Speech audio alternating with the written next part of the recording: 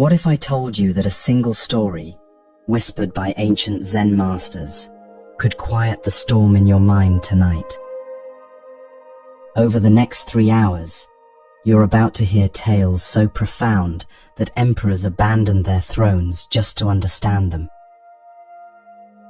If it feels right, let us know where you're listening from. There's something beautiful about hearts finding peace together across the globe. Settle in with whatever brings you comfort.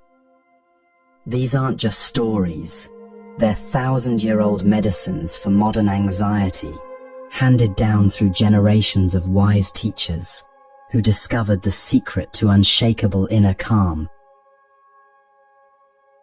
Your journey to deep peace begins now.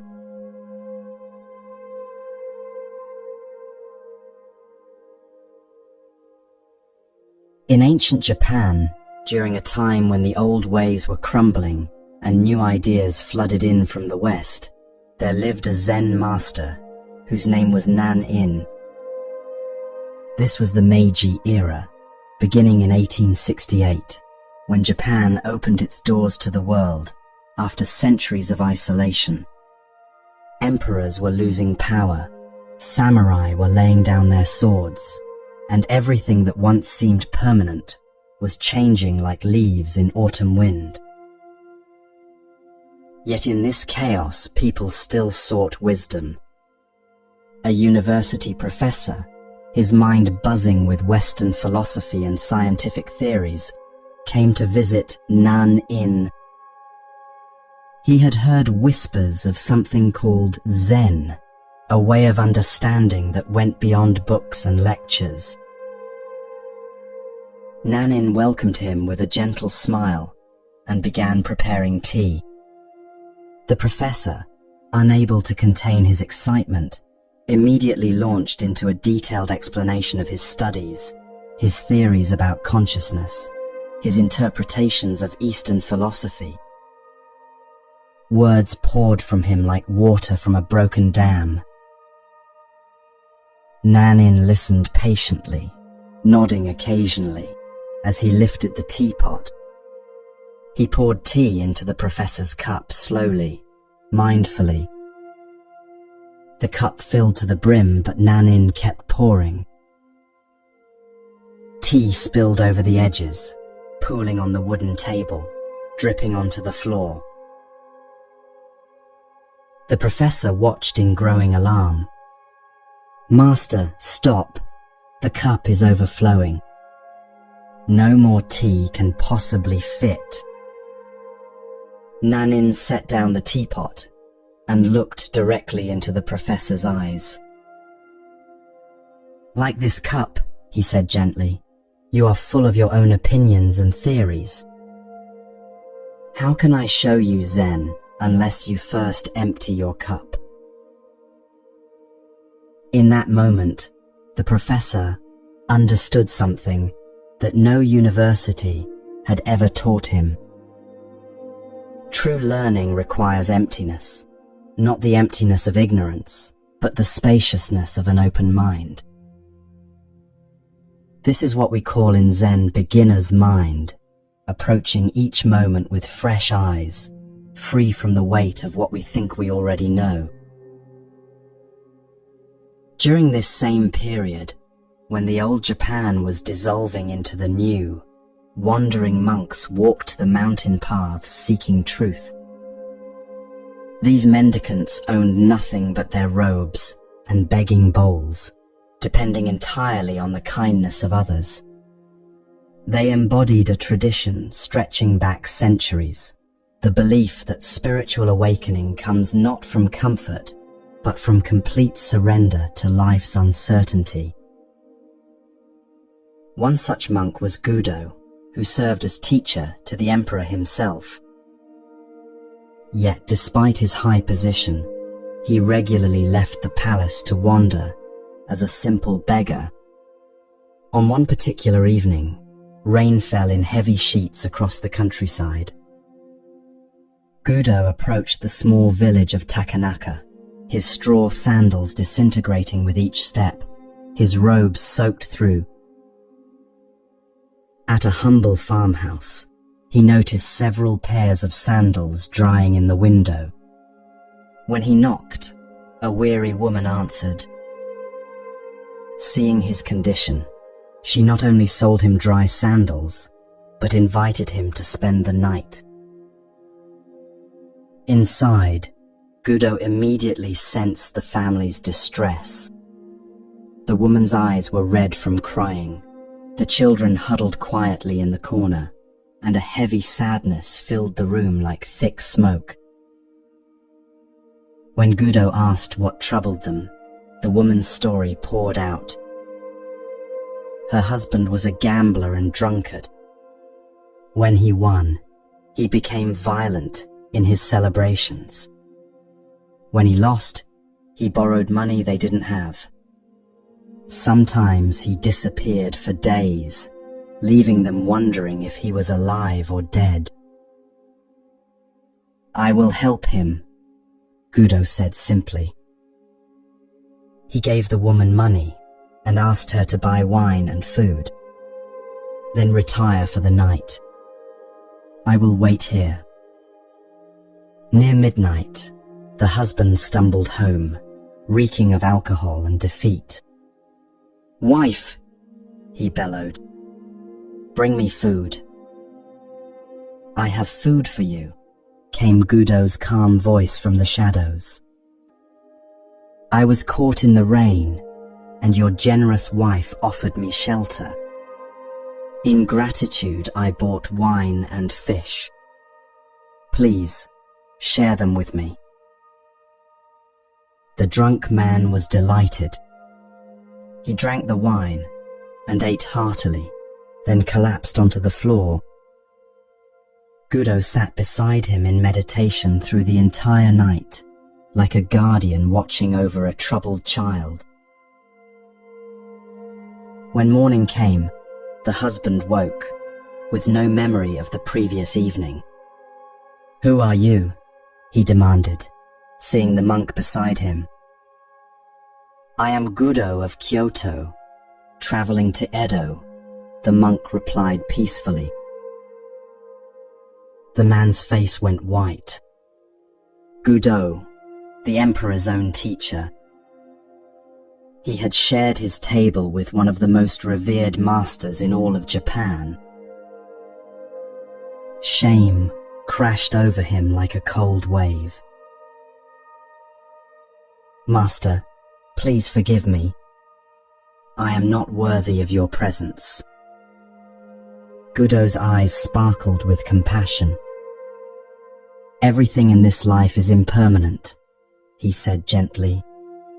"Life is brief. If you continue gambling and drinking, you will have no time for anything meaningful, and your family will continue to suffer. But this moment, this very moment, you can choose differently." The man began to weep. For the first time in years, he saw his life clearly. "How can I ever repay you for this teaching?" "Let me carry your things part of the way," the man insisted when Gudo prepared to leave. After 3 miles, Gudo told him to return home. "Just 5 more miles," the man begged. This happened again and again. The man couldn't bear to leave the presence of such unconditional acceptance. Finally, the man declared, "I will follow you for the rest of my life." True compassion, Zen teaches us, doesn't judge or lecture. It simply offers presence. Gudo could have scolded the drunkard, could have preached about the evils of gambling. Instead, he offered wine and companionship. Sometimes the most profound teaching happens not through words, but through the radical act of meeting someone exactly where they are. In the same region where Gudo wandered, another master named Hakuin lived a life of such genuine simplicity that he became legendary. Hakuin belonged to the Rinzai school of Zen, which emphasized sudden awakening through direct experience rather than gradual study. The Rinzai way was like lightning, sharp, immediate, illuminating. Near Hakuin's modest temple lived a family who ran a food store. Their teenage daughter was known throughout the village for her beauty and gentle manner. Then one day, she was discovered to be pregnant. Her parents were furious and demanded to know the father's identity. The girl remained silent for days, enduring their anger and disappointment. Finally, unable to bear the pressure any longer, she whispered a name, Hakuin. The parents stormed to the temple, their faces red with rage. "You have disgraced our daughter and brought shame upon our family. What do you have to say for yourself?" Hakuin looked at them with perfect calm. "Is that so?" he said quietly. Those 3 simple words, "Is that so?" contained the entire universe of Zen wisdom. Not denial, not argument, not even explanation. Just complete acceptance of what the moment was bringing. When the baby was born, the angry parents brought the child to Hakuin. "This is your responsibility now." By this time, word had spread throughout the region. Hakuin's reputation as a holy man was completely destroyed. Students stopped coming to hear his teachings. Former admirers crossed the street to avoid him. Yet Hakuin showed no distress whatsoever. He took the baby tenderly in his arms. He begged milk from neighbors, found soft cloths for diapers, stayed awake through long nights when the infant cried. His care was so devoted, so completely without self-pity, that some began to whisper that perhaps they had misjudged him. A year passed. The young mother, tormented by guilt and unable to watch an innocent man suffer for her lie, finally confessed the truth to her parents. The real father was a young fishmonger she had been secretly meeting. The parents rushed back to Hakuin, their faces now burning with shame instead of anger. They apologized profusely, begged his forgiveness, and reached for the child. Hakuin handed over the baby without hesitation. His only words were exactly the same as before. "Is that so?"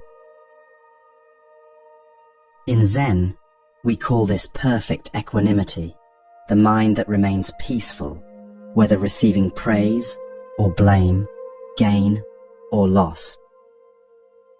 Hakuin had discovered what the Buddha taught, that our suffering comes not from what happens to us, but from our resistance to what happens.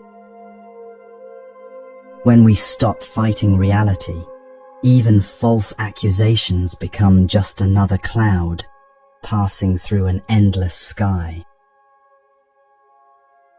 These 3 stories share a common thread that runs through all authentic spiritual wisdom. Whether it's emptying our cup of preconceptions, meeting others with radical acceptance, or remaining peaceful in the face of both praise and blame, they all point to the same truth. The peace we seek is not found by changing our circumstances, but by changing our relationship to whatever circumstances arise. Notice how none of these masters tried to control their situations. Nanin didn't argue with the professor's theories. Gudo didn't lecture the gambling husband. Hakuin didn't defend himself against false accusations. Instead, they each responded with what we might call appropriate action, doing exactly what the moment called for, without the overlay of ego or agenda. This is the essence of Zen, not thinking your way to peace, but living your way there. Every moment offers us the same choice these masters made. We can meet life with an empty cup, an open heart, and a mind willing to say, "Is that so?" to whatever appears. In this simple acceptance, we discover the unshakable calm that has always been our true nature.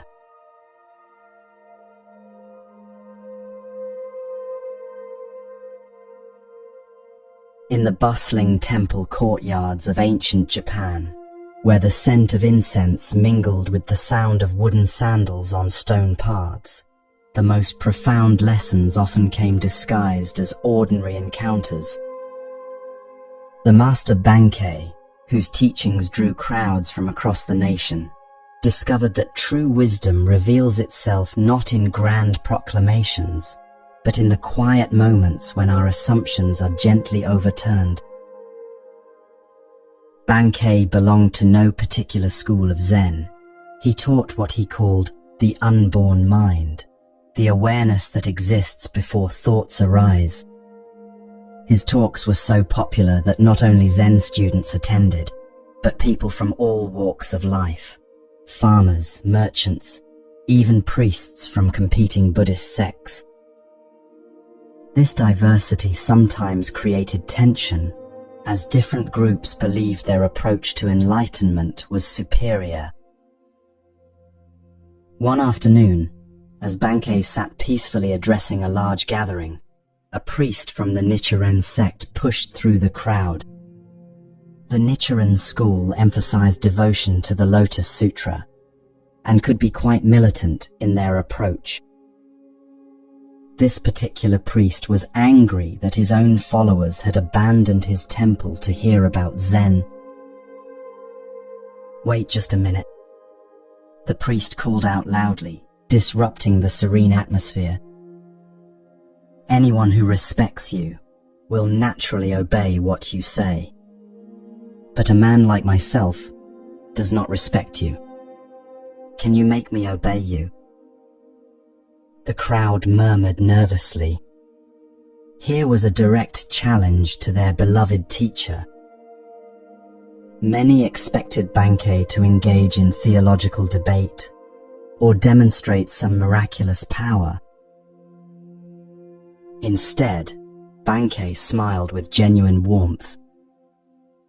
"Come up beside me and I will show you," he said gently.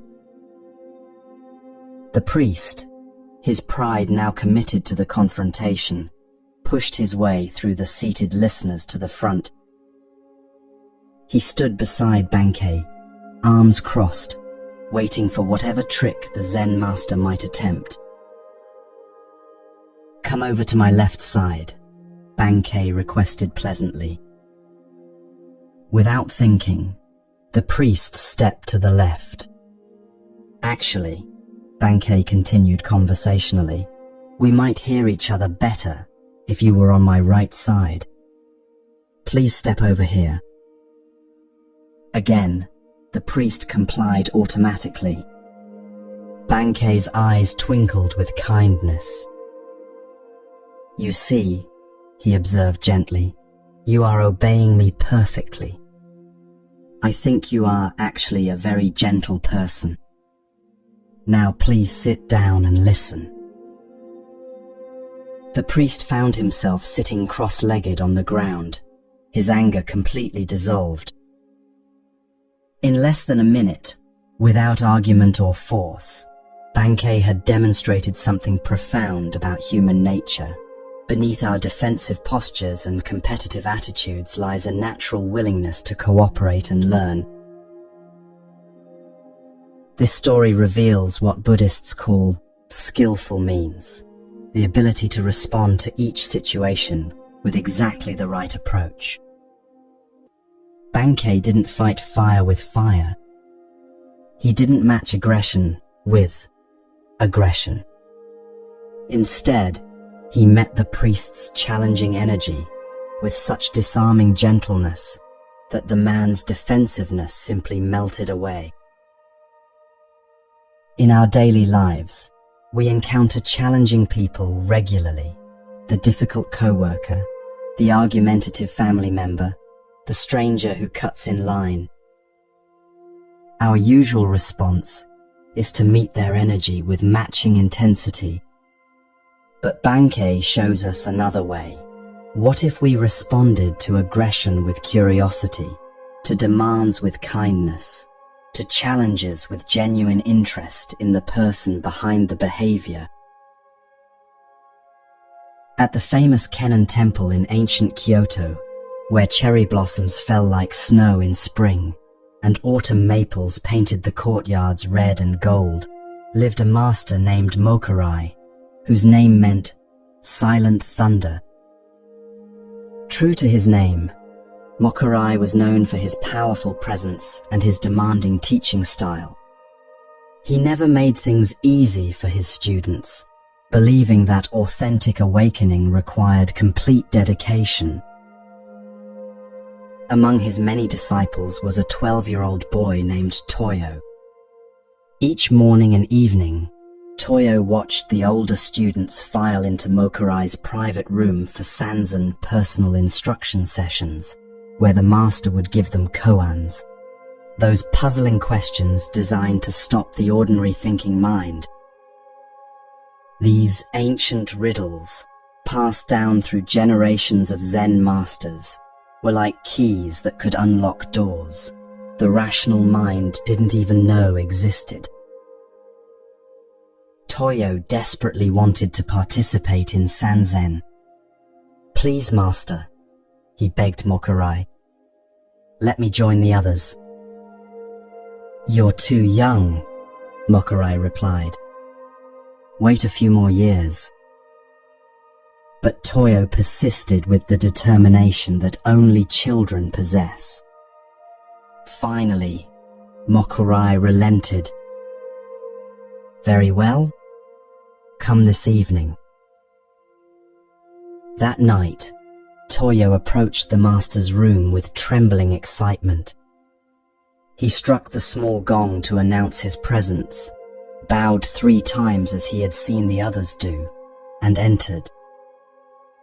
Sitting in formal posture before his teacher, he waited in respectful silence. Mokurai looked at the small boy seriously.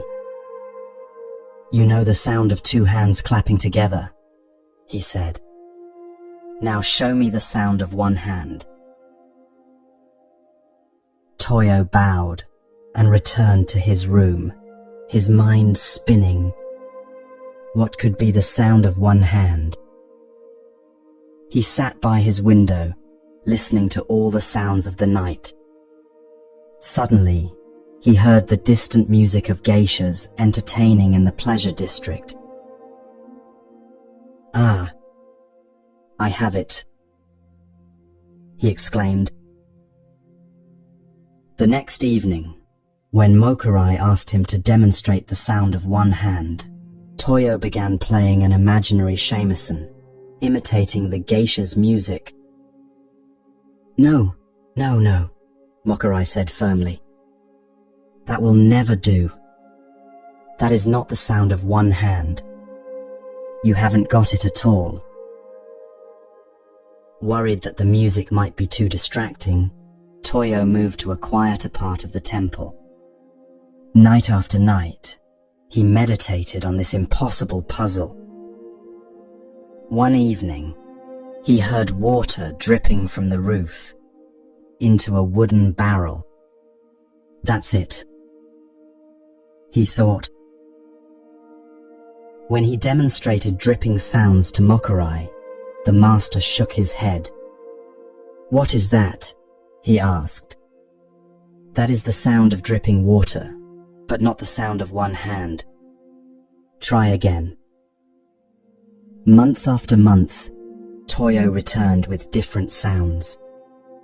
The sighing of wind through pine trees, the hooting of an owl, the buzzing of cicadas. Each time, Mokurai rejected his answer. The sound of one hand is not the sound of wind, or owls, or insects. Try again. Nearly a year passed. Toyo's initial excitement had long since faded, replaced by something deeper, a genuine not knowing that wasn't desperate or frustrated, but open and attentive. He had exhausted all the sounds he could think of, all the clever solutions his mind could devise. Finally, sitting in meditation one quiet evening, something shifted. Toyo stopped trying to find the sound of one hand and simply rested in the silence before all sounds. In that moment of complete stillness, he understood. When he next appeared before Mokurai, the master asked as always, "What is the sound of one hand?" Toyo remained perfectly silent. Mokurai smiled for the first time in their many months of meetings. "You have heard the sound of one hand," he said softly. What Toyo discovered in that moment of silent understanding is what Zen calls direct pointing, the recognition that reality cannot be captured in concepts or sounds or explanations. The sound of one hand is the sound of no sound. The awareness that exists before our mind divides experience into this and that, self and other, problem and solution. But perhaps the most beautiful aspect of this story is how it reveals the nature of authentic learning. Toyo didn't solve the koan through cleverness or study. He solved it by exhausting his cleverness, by moving beyond his small self's need to have the right answer. In Zen, we call this great doubt, the willingness to not know so completely that wisdom can finally emerge. True humility, these stories teach us, isn't about thinking less of ourselves. It's about thinking of ourselves less.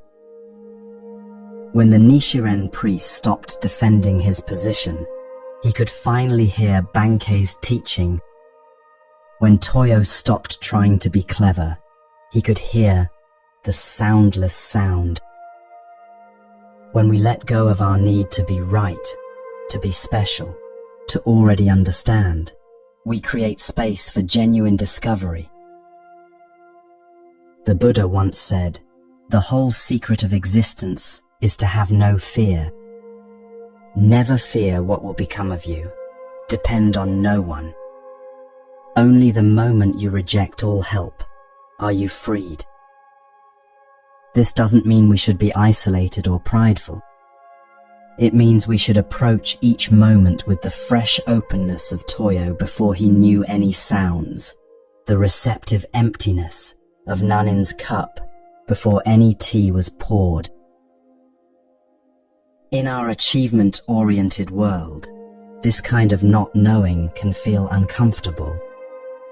We're trained to have opinions, to be experts, to demonstrate our knowledge. But these ancient stories whisper a different possibility. What if our greatest wisdom lies not in what we know, but in our willingness to be surprised? What if the most profound learning happens when we approach each day like a 12-year-old boy hearing an impossible riddle for the first time?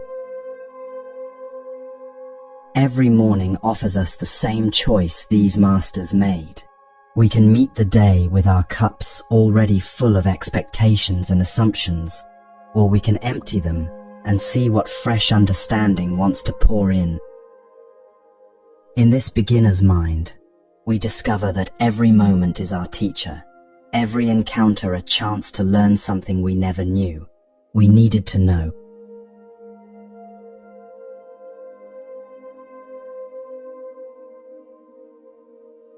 Deep in the mountains of ancient China, where mist clung to pine trees like whispered prayers and streams carved their patient way through stone, there lived an old woman whose story would challenge everything we think we know about compassion.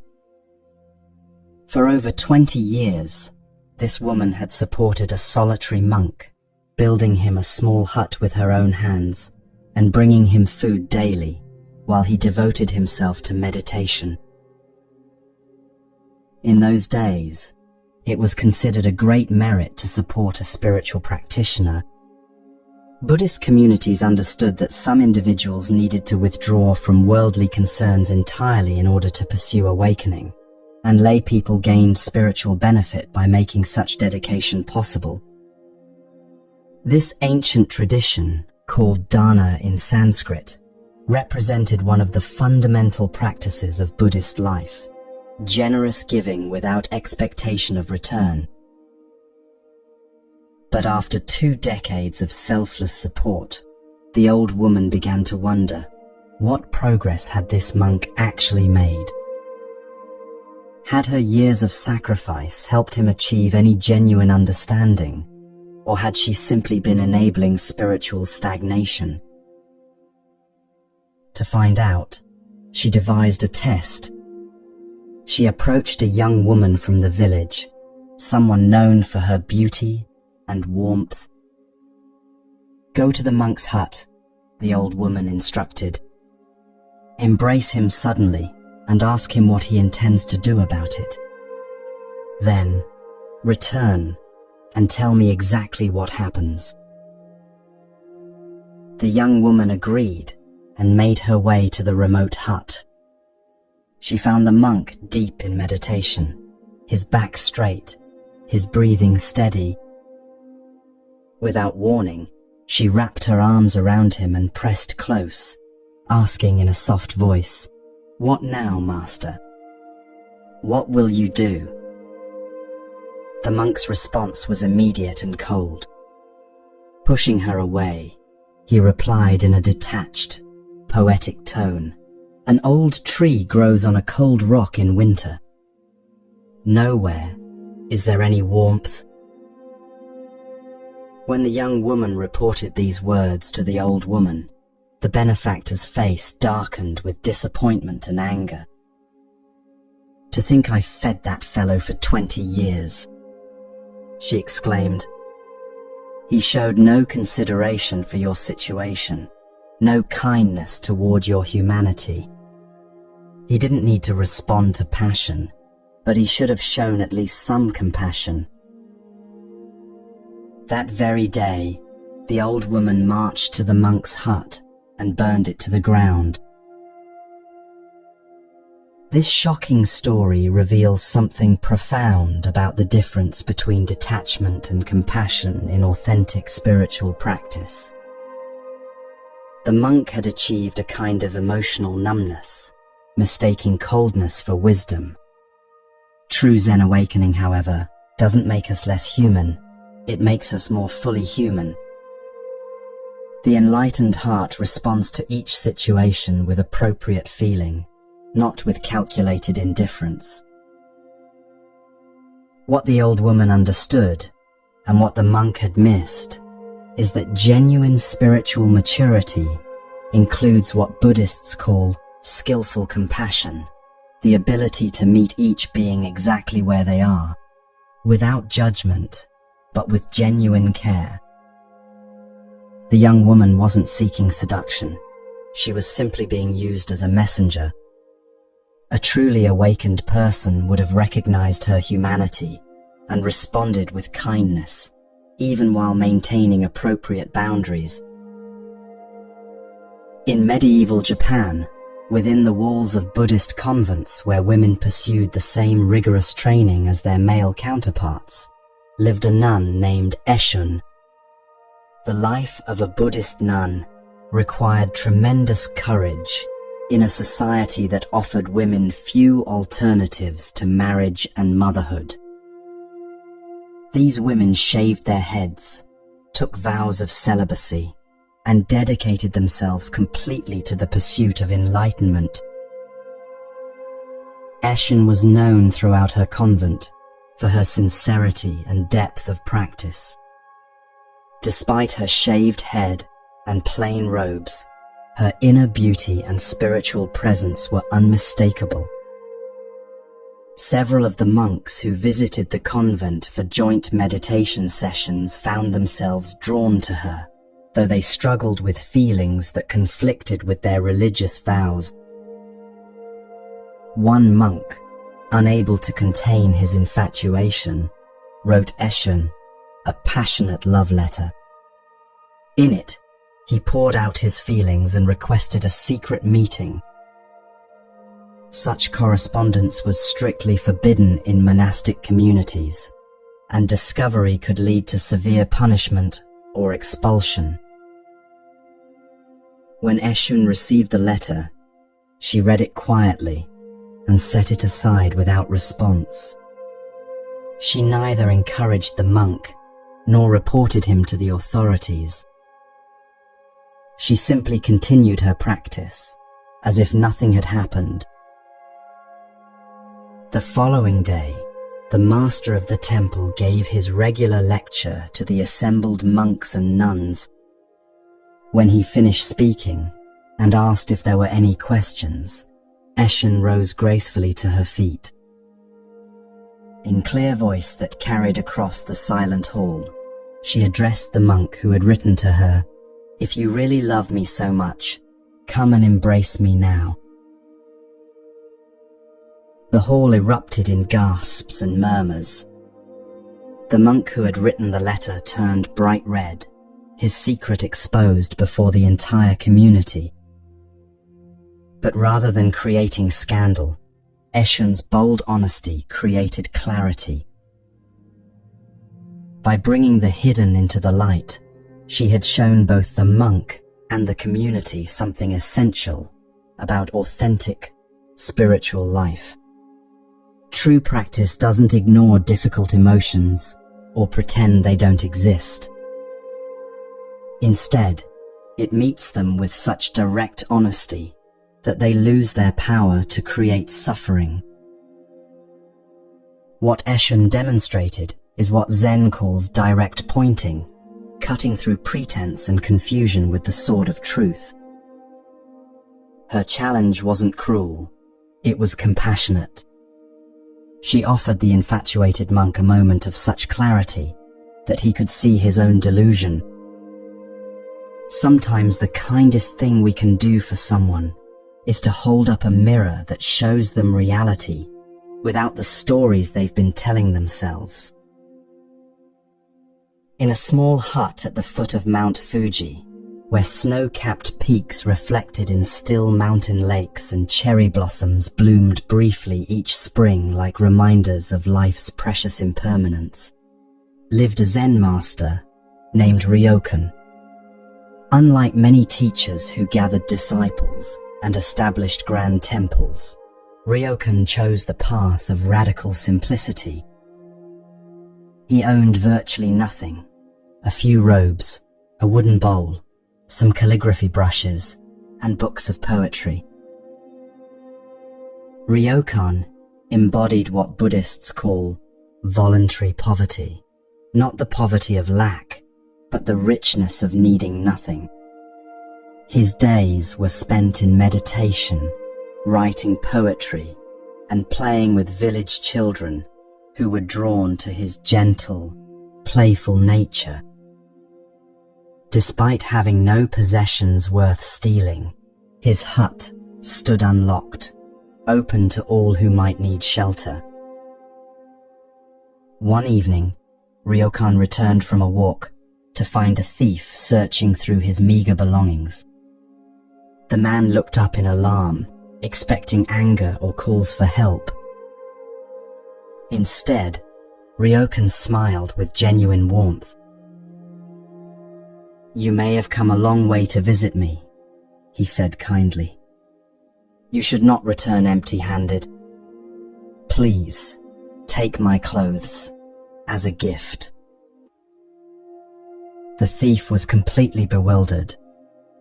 He had prepared for confrontation, pursuit, perhaps violence, But this response, treating him as an honored guest rather than a criminal, left him speechless.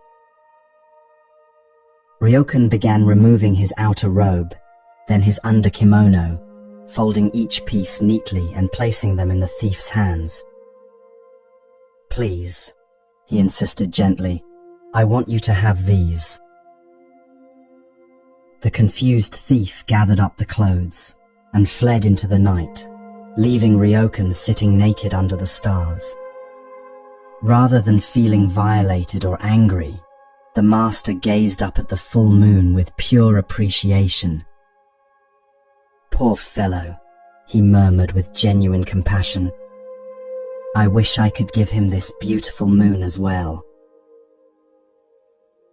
This story captures the essence of what Buddhists call unconditional generosity, giving that flows from abundance of spirit rather than calculation of benefit.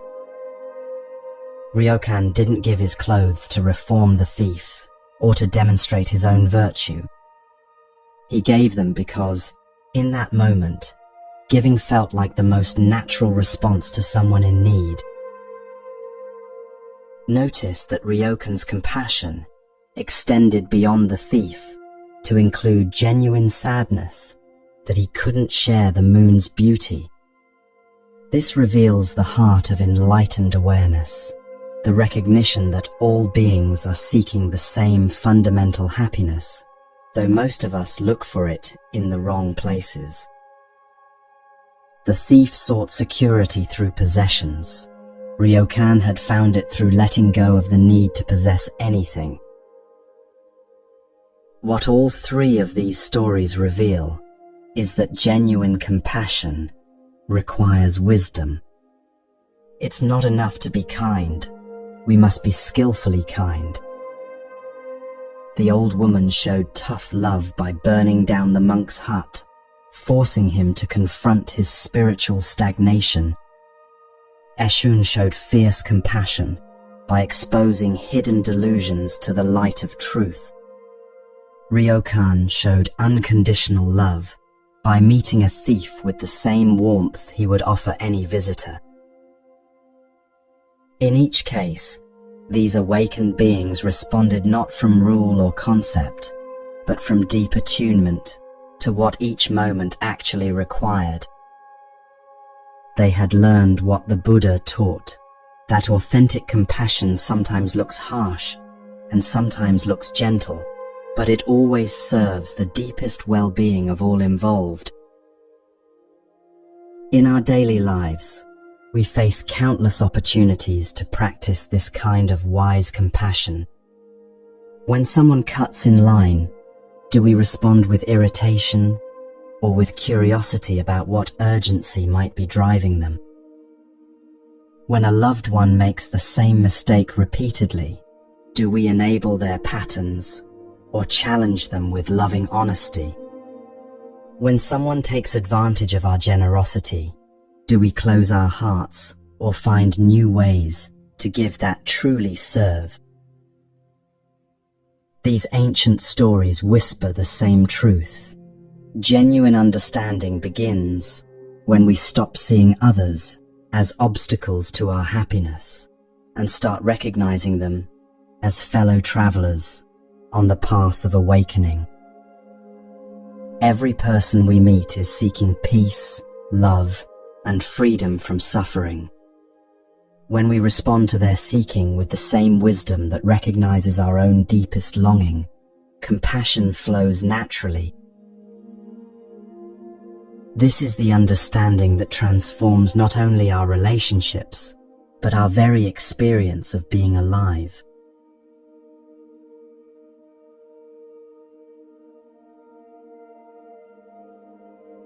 In the bustling port cities of Meiji-era Japan, where Western influence mixed with ancient traditions like tea, stirred into clear water, there lived a man whose profession required both immense physical strength and unshakable mental courage.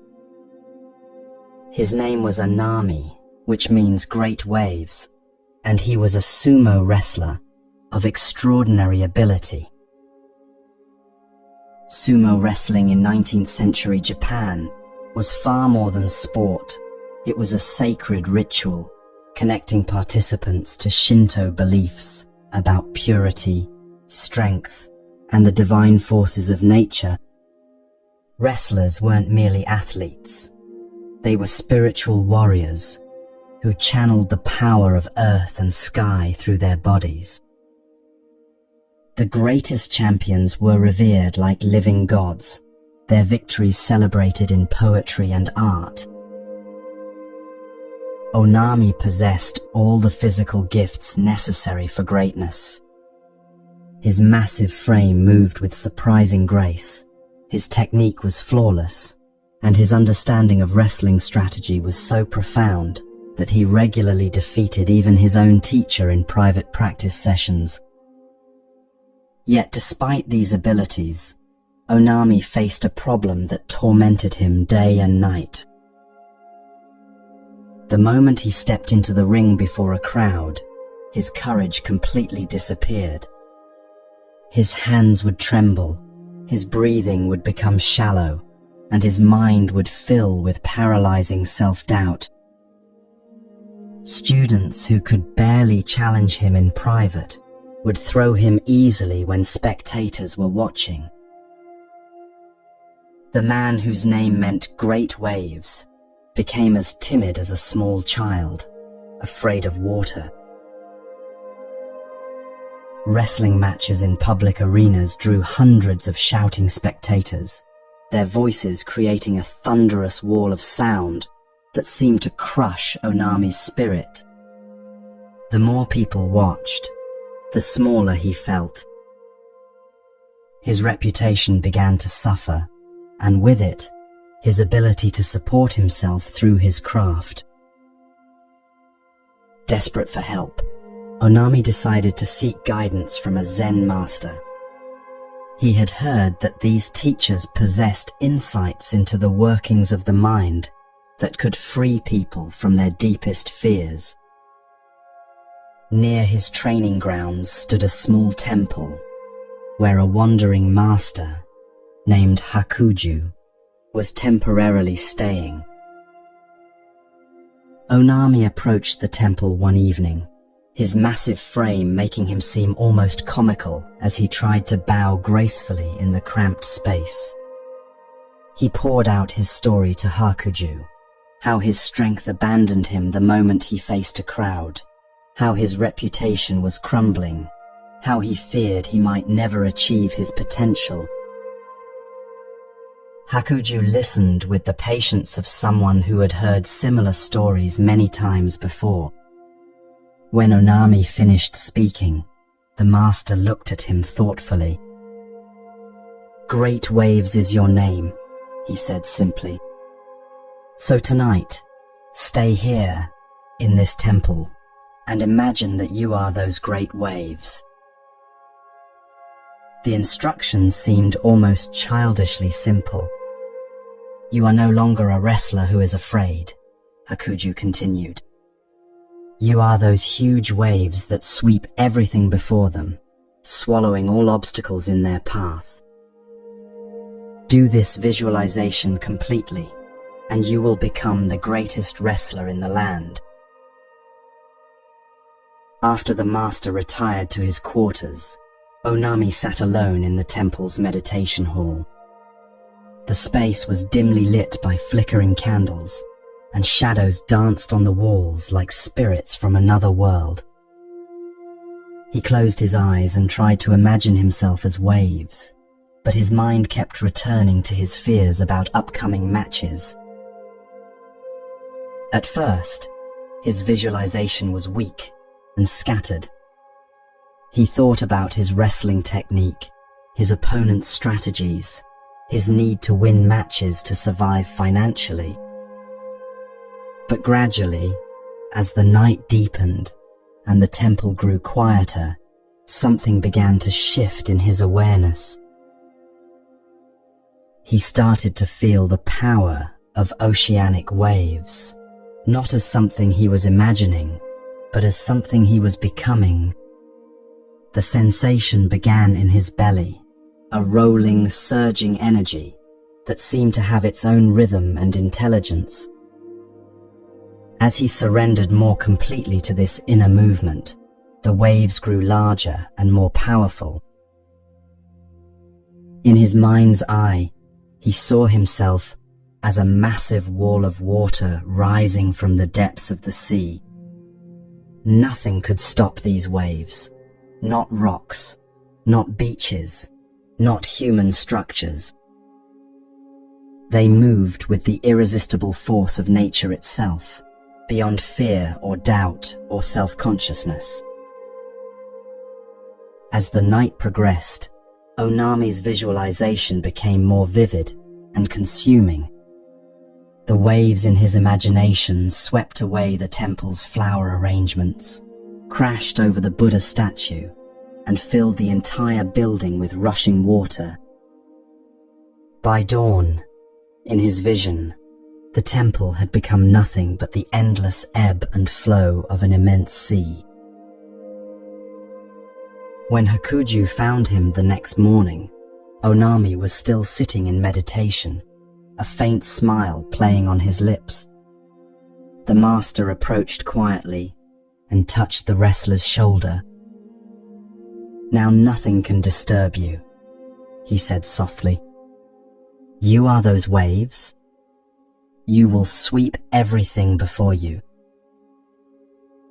That very day, a wrestling tournament was scheduled in the city. Onami entered the competition with a sense of calm he had never experienced before. When he stepped into the ring, instead of seeing a crowd of judging faces, he felt the unstoppable power of great waves moving through his body.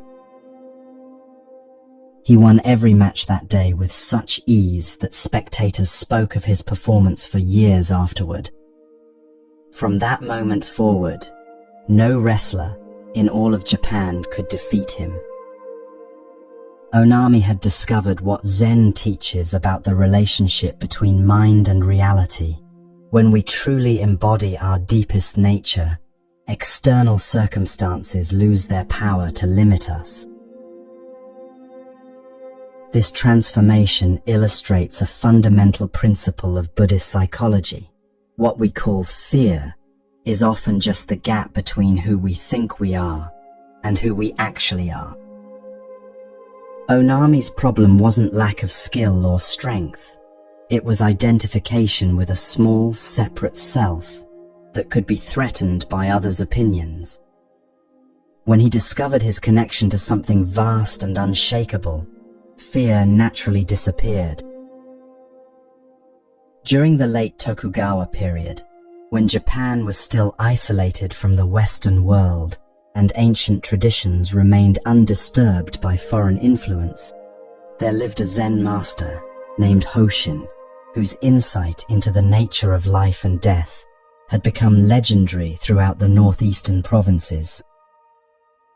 Hoshin had spent many years studying in China, absorbing the purest transmissions of Zen wisdom before returning to teach in his homeland. As Hoshin grew older, his students began to worry about losing their beloved teacher. Masters of his caliber were rare, and his particular combination of profound understanding and gentle humor had touched many lives. They couldn't bear the thought of his eventual departure from this world. One winter day, when Hoshin was quite elderly, he gathered his disciples around him. Snow was falling softly outside the temple windows, and the air held that special quietness that comes with approaching winter. "I want to tell you a story I heard while studying in China," he said, settling himself comfortably before the group. "Many years ago," Hoshin began, "there was an old master named Tokufu who on December 25th called his students together. 'I will not be alive next year,' he told them calmly. 'So you should treat me especially well during these remaining days.' The disciples thought their teacher was joking. Tokufu seemed healthy and strong, with no signs of illness. But because they loved him, each student took turns preparing special meals for him during the final days of the year. On New Year's Eve, Hoshin continued, Tokufu announced to his students, "You have been wonderfully kind to me. Tomorrow afternoon, when the snow stops falling, I will leave you." Again, the disciples laughed, thinking he was speaking metaphorically about some journey he planned to take. The night was clear and cloudless. There was no snow in sight. But at midnight, snow began to fall, and by morning it was coming down steadily. The next day, Hoshin said, the students couldn't find their teacher anywhere in the temple. They searched his room, the meditation hall, the gardens. Finally, they discovered him in the main hall, sitting in perfect meditation posture. He had passed away peacefully during the morning, just as the snow was stopping. When Hoshin finished this story, one of his students asked, "Master, is it really possible for someone to know the time of their own death?" "It's not necessary for a Zen teacher to predict such things," Hoshin replied thoughtfully. "But if one truly wishes to demonstrate this ability, it can be done. Would you like me to show you?" The students were uncertain whether he was serious. "Yes," one of them said hesitantly. "Show us what you mean." Hoshin smiled gently. 7 days from now, I will join my teacher Tokufu." Most of the disciples didn't believe him. By the end of the week, many had forgotten the conversation entirely. Hoshin seemed perfectly healthy, continuing his daily routines without any sign of distress. On the 7th day, Hoshin called everyone together. 7 days ago, he reminded them, I said I would be leaving today. It's customary for departing masters to write a death poem, but I am neither a poet nor a skilled calligrapher. Will one of you please write down my final words? The students still thought he might be joking, but one of them picked up brush and ink.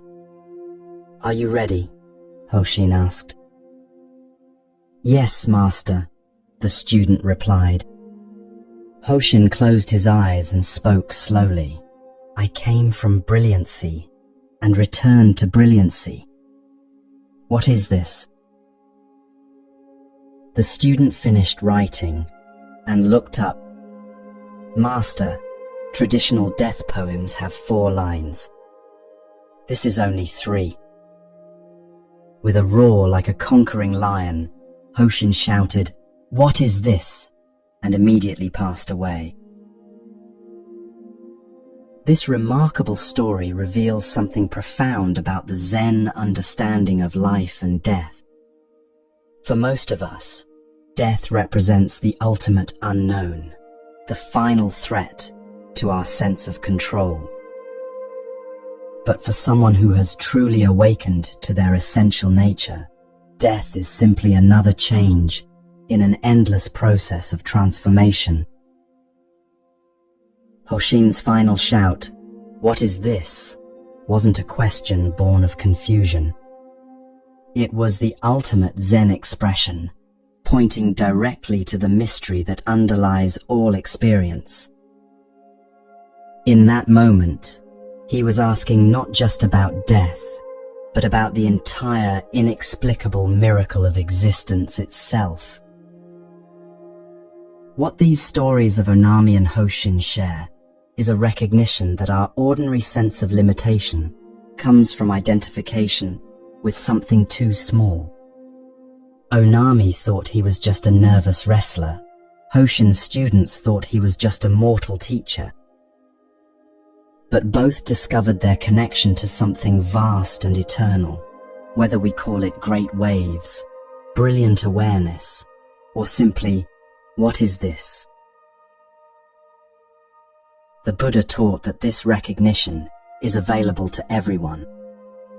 Look within, he said. You are the Buddha. Not because we need to become something special, but because we need to recognize the specialness that has always been our true nature. In our daily lives, we face countless opportunities to remember this larger identity. When anxiety arises before an important presentation, we can ask, what great waves want to move through me?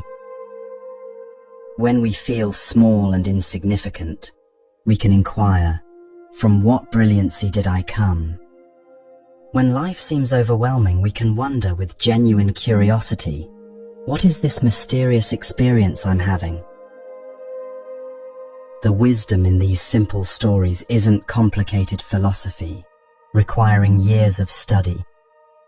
It's the direct recognition that we are far more than our fearful thoughts, far greater than our temporary circumstances, far deeper than our surface personality. When we touch this understanding, even briefly, life becomes an adventure rather than a problem. Like Onami discovering his wave nature, like Hoshin recognizing his brilliant essence, we can learn to identify with the vast, peaceful awareness that watches all our experiences come and go.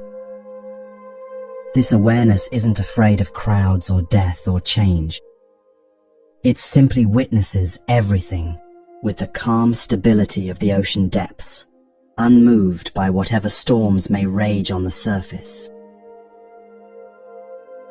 In this recognition, we find the unshakable peace that is our birthright.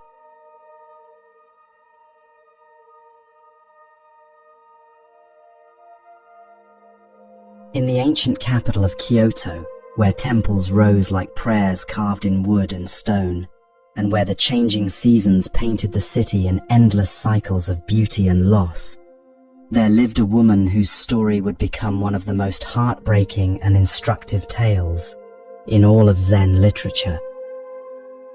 Her birth name was Suzu, meaning bell, but she would later take the name Shunkai, which means spring ocean, a name that would prove both prophetic and tragic. Shunkai was born in the 1800s, during a time when women had few choices beyond marriage and motherhood. Yet she possessed a rare combination of extraordinary beauty and brilliant intellect that set her apart from her contemporaries. Her features were so exquisite that people would stop in the street to watch her pass, and her mind was so sharp that even learned scholars sought her conversation. Against her wishes, Shunkai was forced into an arranged marriage while still quite young. This was the fate of most women in feudal Japan, where individual desires mattered little compared to family obligations and social expectations. Yet even in this constrained circumstance, her spirit refused to be diminished.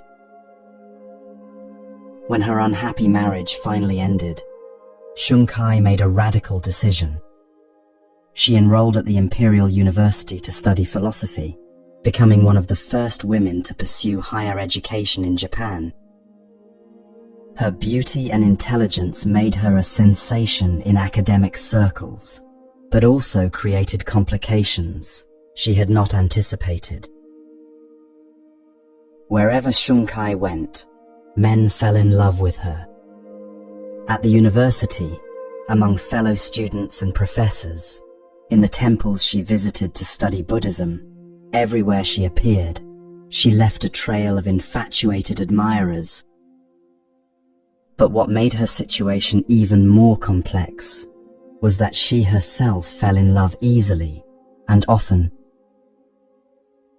When philosophy failed to satisfy her deepest longings, Shunkai turned to Zen Buddhism, she began visiting temples, seeking something beyond intellectual understanding. At a sub-temple of the famous Kenninji monastery, she finally found what she was looking for, not just Buddhist teachings, but authentic spiritual community. The monks at Kenninji recognized Shunkai's sincere dedication to awakening. Despite the complications her beauty created, they accepted her as a genuine student. One monk in particular, a learned and compassionate teacher, became her guide in mastering the subtle points of Zen practice. The abbot of Kenninji was Mokurai, whose name meant silent thunder. True to his name, Mokurai was known for his fierce dedication to maintaining proper monastic discipline. He had observed how the traditional boundaries between monks and lay people were becoming blurred in modern Japan, and he was determined to preserve the purity of monastic life. Mokurai's strict standards created enemies, particularly among the wives of priests who resented his interference in their domestic arrangements. The head priest's wife was especially threatened by Shunkai's obvious spiritual gifts and the attention she received from the monks. Jealousy and resentment began to poison the temple atmosphere. Unable to bear watching Shunkai's spiritual progress and growing influence, the priest's wife began spreading malicious rumors. She suggested that Shunkai's relationship with her monk teacher was improper, that her beauty was a corrupting influence on the monastery. These whispers eventually reached Mokurai's ears, and he was forced to take action. Without investigating the accusations thoroughly, Mokurai expelled both Shunkai and her teacher from the monastery. The monk was banished in disgrace, his years of sincere practice seemingly erased by unfounded suspicions. Shunkai was devastated not only by her own rejection, but by the injustice done to an innocent teacher. I may have made the mistake of love, Shunkai thought bitterly, but if my friend is to be treated so unjustly, then his accuser shall not remain in this temple either. That night, driven by a mixture of heartbreak and righteous anger, Shunkai took a can of kerosene and set fire to the 500-year-old temple. The ancient wooden structure, home to centuries of prayer and meditation, burned to the ground. By morning, Shunkai was in the hands of the police. A young lawyer, moved by her story and her obvious suffering, tried to arrange a lighter sentence. But Shunkai refused his help. "Don't try to save me," she told him. "I might decide to do something else that would only land me in prison again." She served 7 years in prison, where even the 60-year-old warden became infatuated with her enduring beauty. But when she was finally released, Shunkai discovered that the world had no place for a woman with her history. Even progressive Buddhists, who claimed to believe in redemption and enlightenment in this very lifetime, turned away from her. Her own family disowned her completely. Former friends crossed the street to avoid her. No respectable person would associate with someone who had burned down a sacred temple. Shunkai found herself alone, poor, and increasingly ill. In her darkest hour, she encountered a Shin Buddhist priest who taught her about Amida Buddha, the Buddha of infinite light and compassion. In this teaching of unconditional acceptance and boundless love, Shunkai finally found some measure of peace. She began chanting the Nembutsu, Namo Amida Butsu, calling on the Buddha's compassion to heal her broken heart. Shunkai died young, still beautiful, but worn down by suffering and social rejection. Before her death, she wrote her own story, hoping that sharing her experience might prevent others from making similar mistakes. After she passed away, the same people who had shunned and condemned her read her account with tears of remorse.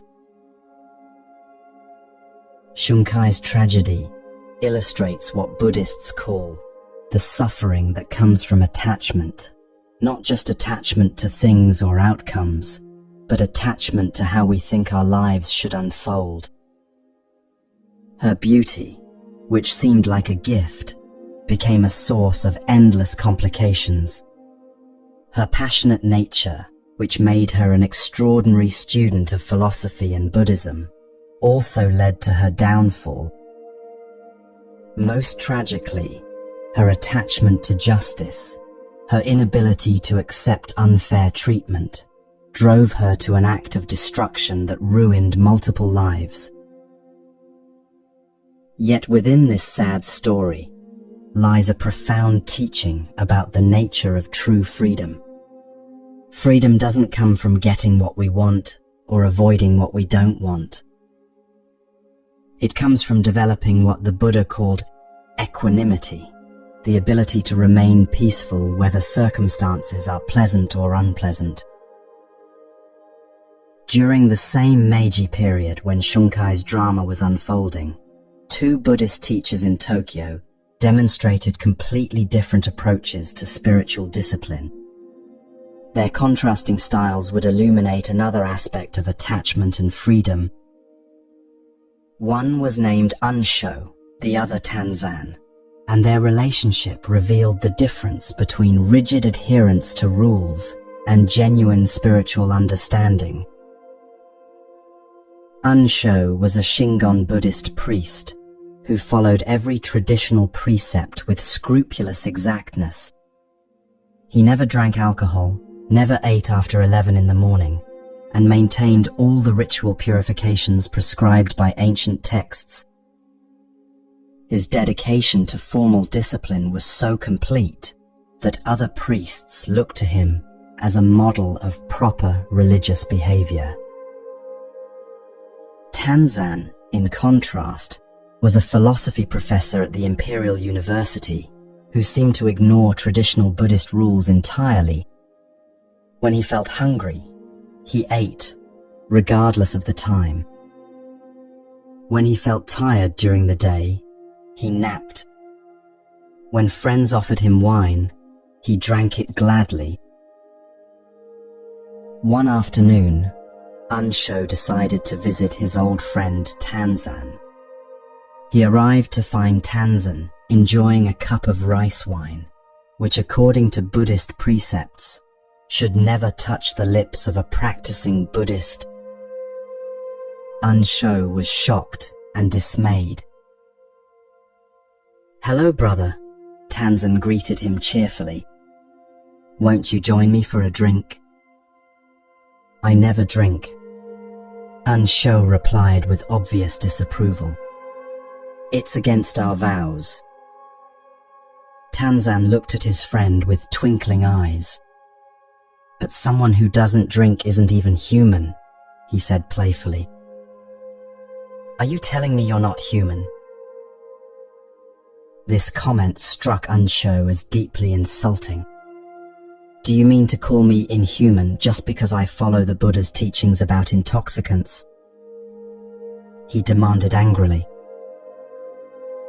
"Well then," Tanzan replied with a gentle smile, "if you're not human, what are you?"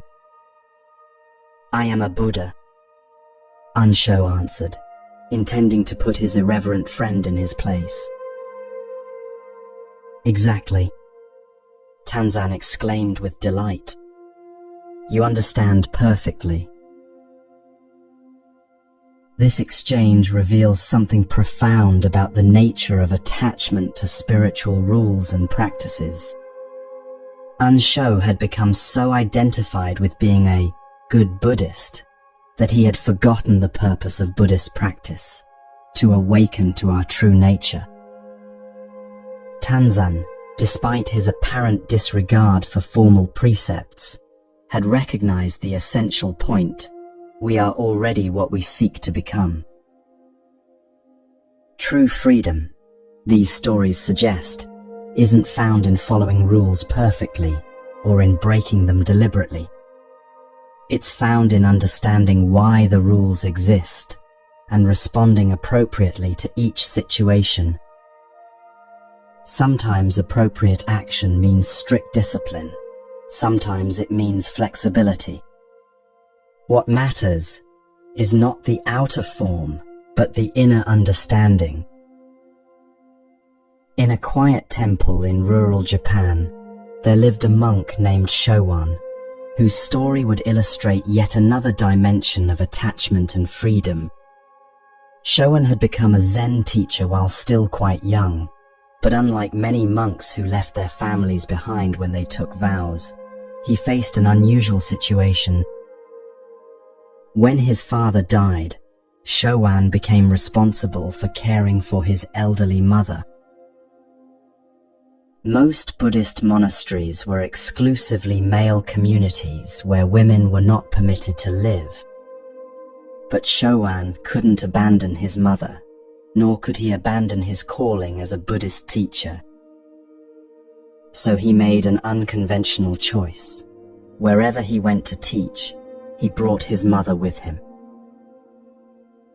This arrangement created constant difficulties. Because his mother lived with him, Showan couldn't stay in traditional monasteries. Instead, he had to build small houses wherever he taught, creating a home for both his spiritual practice and his filial duty. To support themselves, Showan copied Buddhist sutras by hand, selling his beautiful calligraphy to earn money for food and shelter. When his mother expressed a desire to eat fish, forbidden for monks, Showan would buy it for her, without hesitation. Other Buddhists criticized him for this apparent violation of monastic rules, but Showan paid no attention to their disapproval. His mother, seeing how others judged her son, felt terrible guilt about the compromises he was making for her sake. "I think I should become a nun," she told him one day. "Then I can be a vegetarian too, and people won't criticize you." She did indeed become a nun, and they practiced together happily for many years. Both mother and son were accomplished musicians. Showan played the harp beautifully, and his mother had learned the instrument as well. On nights when the moon was full, they would play duets together, their music floating across the countryside, like prayers made audible. One evening, a young woman passed by their modest dwelling and heard the ethereal music. Deeply moved by its beauty, she invited Showan to visit her home the following night to play for her family. Showan accepted the invitation graciously. A few days later, when Showan encountered the woman on the street, he thanked her politely for her hospitality. Others who witnessed this exchange began to gossip. They discovered that the woman worked in the pleasure district, and they condemned Showan for associating with someone they considered immoral. When Showan left on a teaching journey to a distant temple, his mother fell ill and died while he was away. By the time word reached him, friends had already begun the funeral preparations. Showan arrived just as the ceremony was beginning. Walking directly to his mother's coffin, Showan struck it gently with his staff. "Mother," he said aloud, "your son has returned."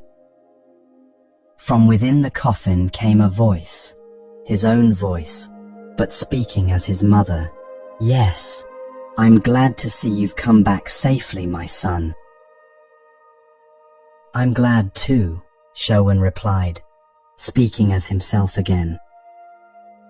Then he announced to the assembled mourners, the funeral ceremony is complete. You may bury the body now. When Showan himself was nearing death years later, he gathered his students and announced that he would pass away at noon. He burned incense before images of his mother and his first teacher, then composed a death poem. For 56 years I lived as best I could, making my way in this world. Now the rain has ended, the clouds are clearing, and the blue sky has a full moon. As his disciples chanted sutras around him, Showan peacefully left his body. Showan's life demonstrates that true spiritual freedom sometimes requires us to break conventional rules in service of deeper principles. His attachment to his mother might seem like a limitation to strict monastics, but it actually freed him to express compassion in ways that pure rule-following could never achieve.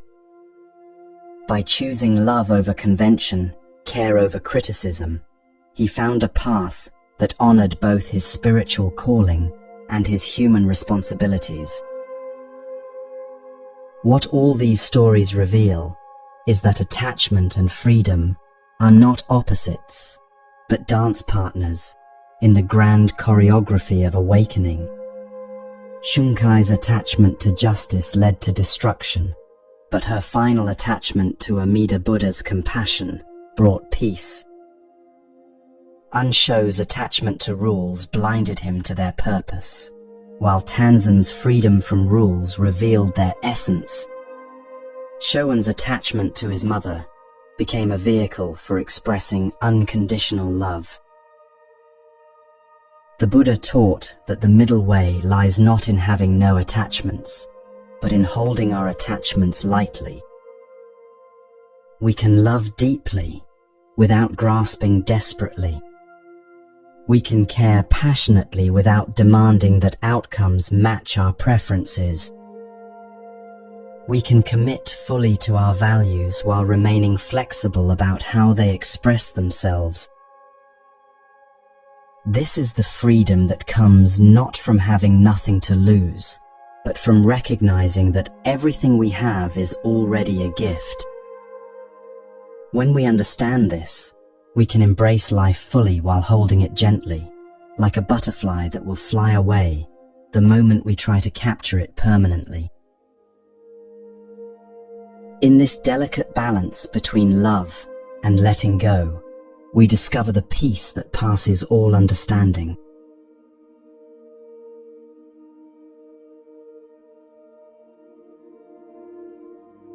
In the mountain temples of ancient Japan, where mist rose from valleys like incense offered to invisible Buddhas, and where the sound of temple bells carried across ridges like messages between earth and sky, Zen masters spent their lives exploring the most fundamental question of human existence: what is the true nature of mind?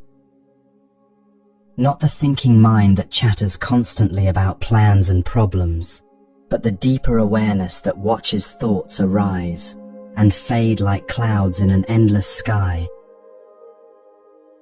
This investigation wasn't merely philosophical speculation. For Zen practitioners, understanding the mind's essential nature was the key to ending suffering and discovering unshakable peace. They discovered that what we usually call mind is actually two different phenomena: the surface mind that thinks and worries and judges, and the vast, open awareness that remains peaceful regardless of what thoughts might be appearing.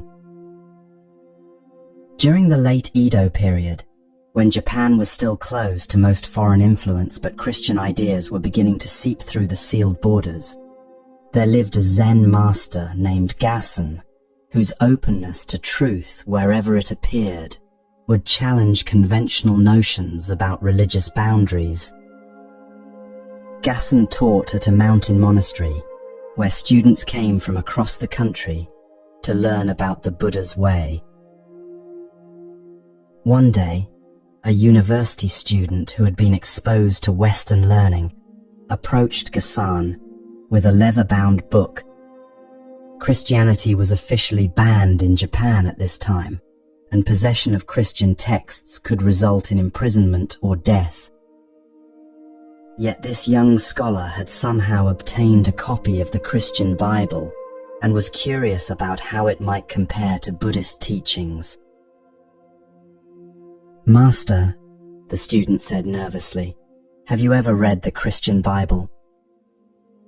"No," Gassan replied simply. "Read it to me." The student opened the book and began reading from the Gospel of Matthew, his voice trembling slightly as he spoke words that many would consider heretical. "And why take ye thought for raiment? Consider the lilies of the field, how they grow. They toil not, neither do they spin. And yet I say unto you, that even Solomon in all his glory was not arrayed like one of these. Take therefore no thought for the morrow shall take thought for the things of itself." Gassan listened with the same attention he brought to the most sacred Buddhist sutras. When the student finished reading this passage, the master's eyes lit up with recognition. "Whoever uttered those words," he said with genuine admiration, "I consider an enlightened man." Encouraged by this response, the student continued reading. "Ask, and it shall be given you. Seek, and ye shall find. Knock, and it shall be opened unto you. For everyone that asketh receiveth, and he that seeketh findeth, and to him that knocketh it shall be opened." Again, Gassan nodded with appreciation. "That is excellent," he observed. "Whoever said that is not far from Buddhahood." This remarkable exchange reveals something profound about the enlightened mind. Gassan wasn't concerned with religious labels or institutional boundaries. He recognized wisdom wherever it appeared, whether in Buddhist sutras or Christian gospels. The awakened awareness doesn't discriminate between sources of truth. It simply recognizes the fragrance of genuine understanding. What Gassan demonstrated is what Buddhists call beginner's mind, the ability to encounter each moment with fresh openness, free from the prejudices that usually cloud our perception. Most religious people would have rejected the Christian text immediately, just as most Christians might dismiss Buddhist teachings without investigation. But the truly wise mind sees beyond surface differences to the universal principles that connect all authentic spiritual teaching. This story also illustrates an essential aspect of Zen training, the cultivation of what we might call spiritual discrimination, the ability to recognize truth regardless of its packaging. Like a bee that can find nectar in any flower, the awakened mind can extract wisdom from any genuine source. The Buddha himself, 2,500 years ago in ancient India, taught about this same quality of open awareness through a parable that would become one of the most beloved stories in all of Buddhist literature. It speaks directly to our human tendency to become so focused on our problems that we miss the beauty and opportunity that exists in every moment. A man was traveling across a field, the Buddha taught, when he encountered a hungry tiger. Terrified, he began to run, but the tiger gave chase.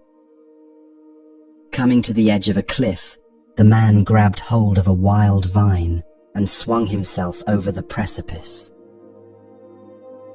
Looking down, he saw another tiger waiting at the bottom of the cliff, ready to devour him if he fell. Only the vine stood between him and certain death. As he hung there in terror, the man noticed two mice, one white and one black, gnawing steadily at the vine that held him. Little by little, they were chewing through his only support. Above him, a tiger waited. Below him, another tiger waited, and the mice were slowly destroying his lifeline.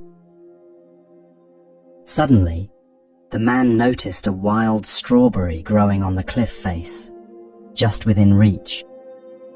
Grasping the vine with one hand, he plucked the strawberry with the other and placed it in his mouth.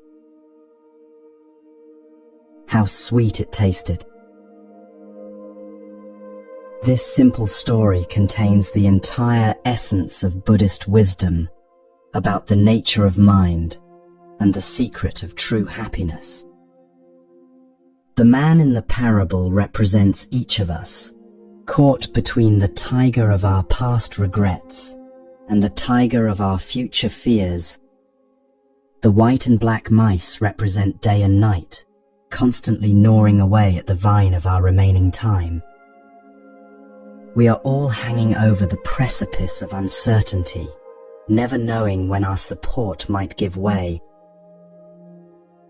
Most of us spend our lives focused entirely on the tigers and the mice, obsessing about dangers that threaten us, worrying about problems we cannot solve. But the Buddha's teaching points to a different possibility. Even in the midst of genuine danger and uncertainty, there is always a strawberry within reach. There is always some simple beauty, some immediate pleasure, some present moment gift available to those who have eyes to see it. The sweetness of the strawberry doesn't eliminate the reality of the tigers or stop the mice from gnawing, but it reveals that life offers us a choice in every moment. We can focus on what threatens us, or we can notice what nourishes us. The awakened mind learns to taste the strawberry fully while remaining aware of the larger situation. This capacity to find sweetness in the midst of difficulty isn't naive optimism or spiritual bypassing. It's a practical skill that comes from understanding the true nature of mind. Our awareness is vast enough to hold both danger and beauty, both fear and appreciation, both problem and gift. When we learn to rest in this spacious awareness, rather than becoming lost in our particular concerns, we discover an unshakable peace that no external circumstance can disturb.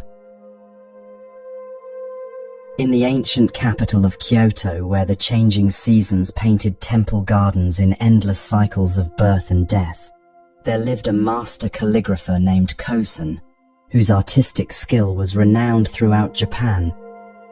Kosen understood that true artistry comes not from the thinking mind that judges and compares, but from the natural mind that expresses itself spontaneously without self-consciousness. His story would reveal something essential about the difference between these two modes of awareness. 200 years before Kosen's time, the famous Obaku Temple in Kyoto had commissioned a master to create the large wooden letters that would hang over the main gate.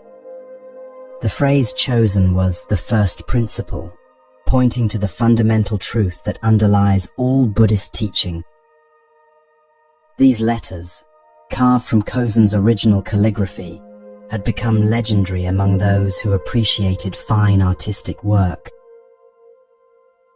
When Kosen was asked to recreate this masterpiece, he accepted the commission with characteristic humility. His approach to calligraphy embodied the Zen principle of no mind allowing the brush to move without interference from self-conscious thoughts about technique or outcome. Yet on this particular day, Kosen faced an unusual challenge.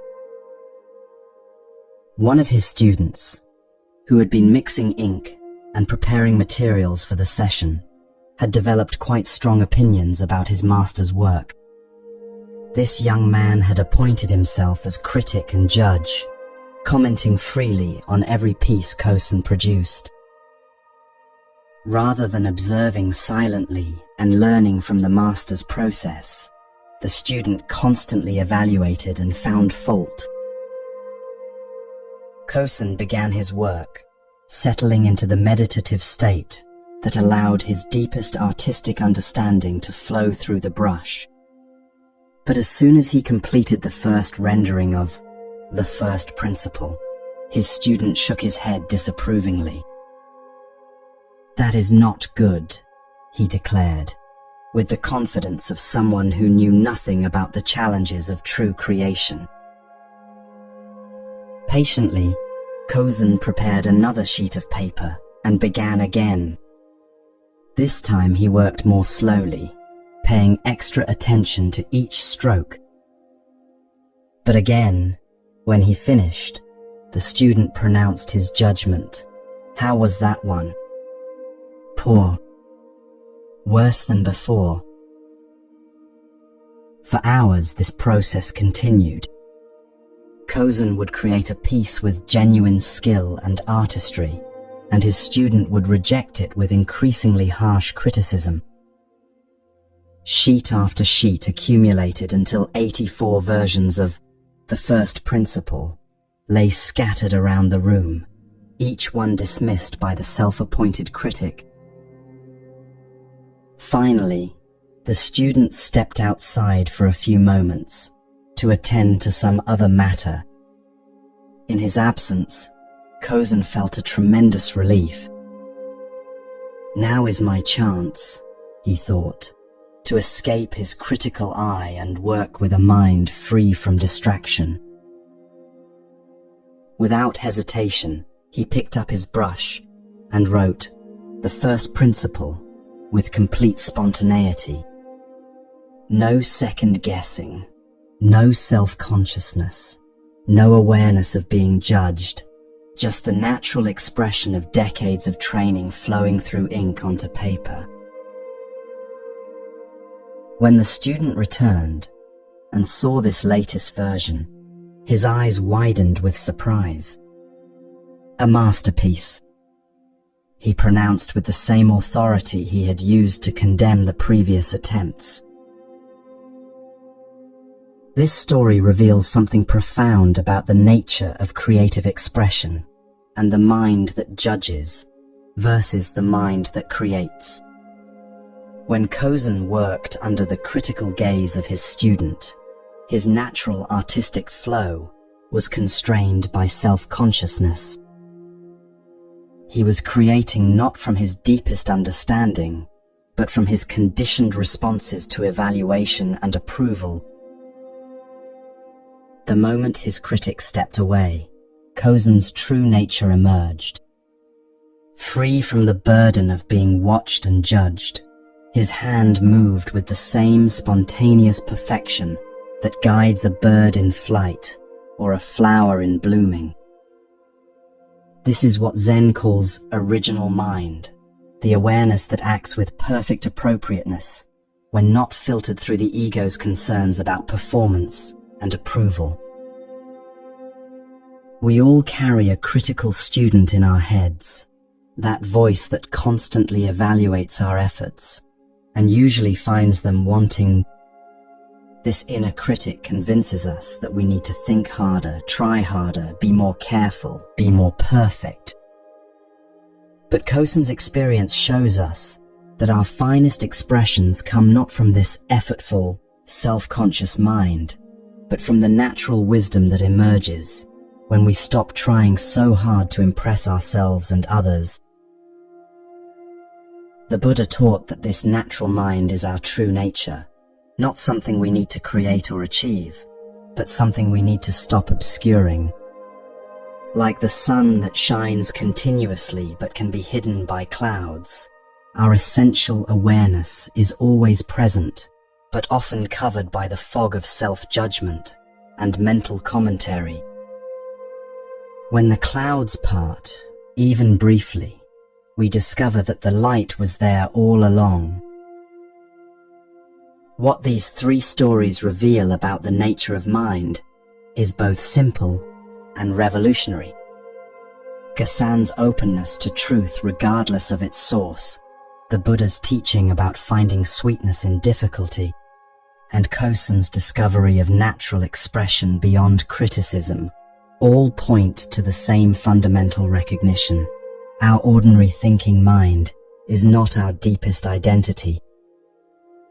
Beneath the layer of mental commentary and judgment lies a vast, open awareness that is naturally wise, naturally compassionate, and naturally at peace.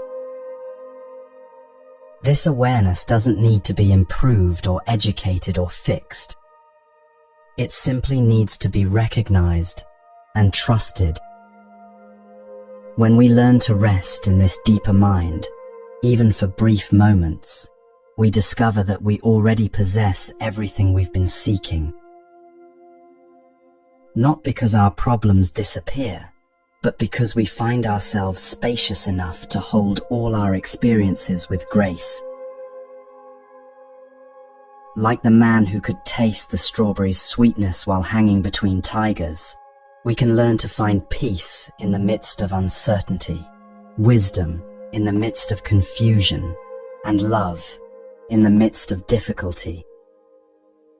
This is the gift of understanding our true nature, not as small separate selves struggling against life, but as the vast awareness in which all of life's experiences arise and pass away like waves in an endless ocean.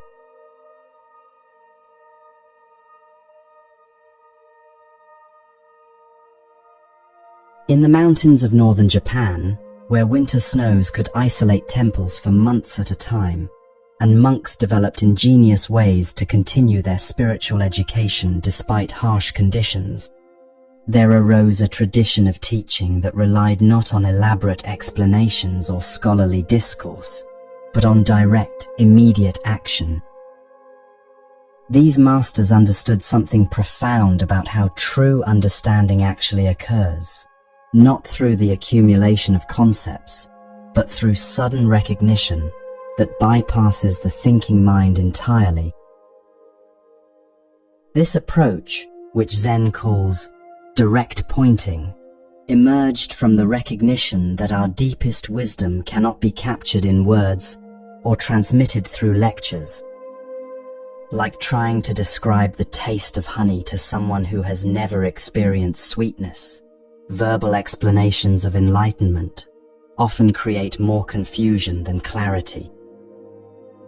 The most skillful teachers learned to create situations where understanding could dawn naturally, like sunrise breaking over a mountain peak.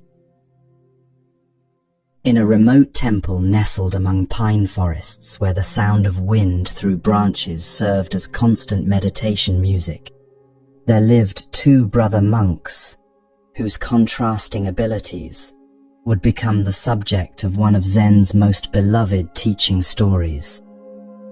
The elder brother was renowned throughout the region for his scholarly achievements. He had memorized countless sutras, mastered complex philosophical debates, and could discourse eloquently on the subtlest points of Buddhist doctrine. The younger brother presented a stark contrast. Simple in manner and limited in intellectual capacity, he had learned only the most basic elements of Buddhist practice. His fellow monks sometimes whispered that he lacked the mental acuity necessary for advanced spiritual development. Most tragically, he had lost one eye in an accident, which in that era was considered both a physical disfigurement and a sign of bad karma.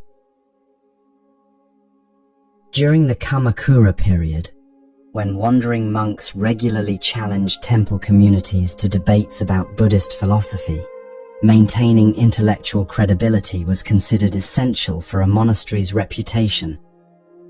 These debates followed strict protocols. Any monk who could defeat the resident teachers in philosophical argument earned the right to stay and continue the discussion. Those who were defeated had to move on immediately, seeking another temple where they might find worthy opponents. One autumn afternoon, when golden leaves carpeted the temple grounds like scattered prayers, a traveling monk arrived, seeking such a debate. He was clearly learned and confident, carrying himself with the bearing of someone accustomed to intellectual victory. The elder brother, who would normally have welcomed such a challenge, found himself exhausted from intensive study sessions. "I'm too tired today for formal debate," the elder brother told his simple sibling. "You'll have to take my place. But remember, this must be conducted in silence. No words are permitted." The younger brother, despite his intellectual limitations, possessed something far more valuable than scholarly knowledge: complete trust in the moment and willingness to respond authentically to whatever arose. He agreed to the challenge without understanding what he was getting into. The two monks, the learned visitor and the simple temple resident, seated themselves in the meditation hall before the shrine. According to the rules of silent debate, they would communicate entirely through gestures, with the depth of their understanding revealed through symbolic actions, rather than verbal arguments. The traveling monk began by holding up one finger. In Buddhist iconography, this gesture traditionally represents the unity of all existence, the singular truth that underlies apparent diversity. It was a sophisticated opening move, requiring his opponent to demonstrate understanding of non-dualistic philosophy. Without hesitation, the younger brother held up two fingers. The visitor interpreted this as indicating Buddha and his teachings, the awakened one and the path he revealed. Impressed by this response, he held up three fingers, representing Buddha, his teachings, and the community of practitioners who follow the path. Suddenly, the simple monk shook his clenched fist directly in the visitor's face. The learned monk immediately stood up, bowed respectfully, and left the temple without another gesture. The elder brother, who had been waiting anxiously for the outcome, rushed to find his sibling. "How did the debate go?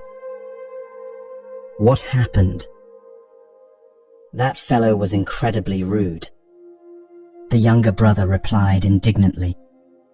"The moment he saw me, he held up one finger, insulting me by pointing out that I have only one eye.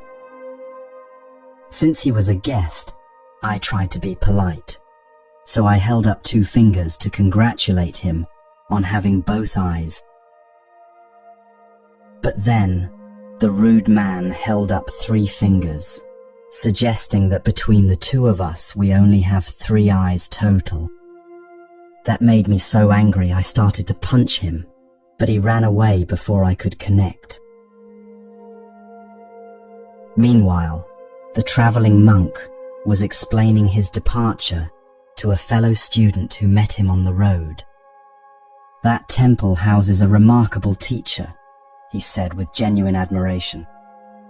"His understanding is profound beyond anything I've encountered."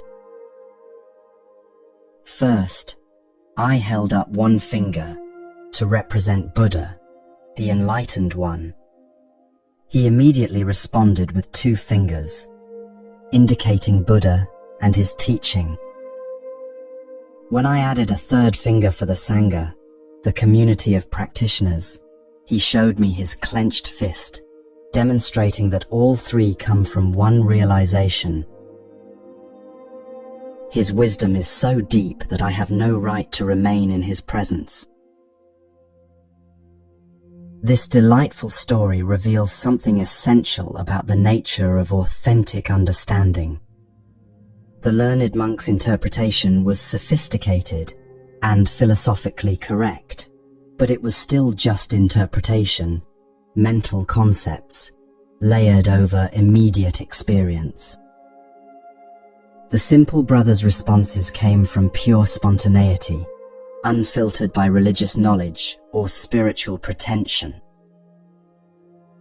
Yet somehow, his innocent authenticity communicated more profound wisdom than any scholarly discourse could have achieved.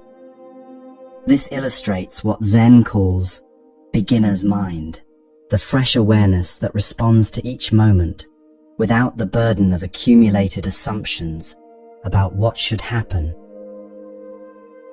The Buddha himself taught that true understanding often appears in the most unexpected places and through the most unlikely teachers.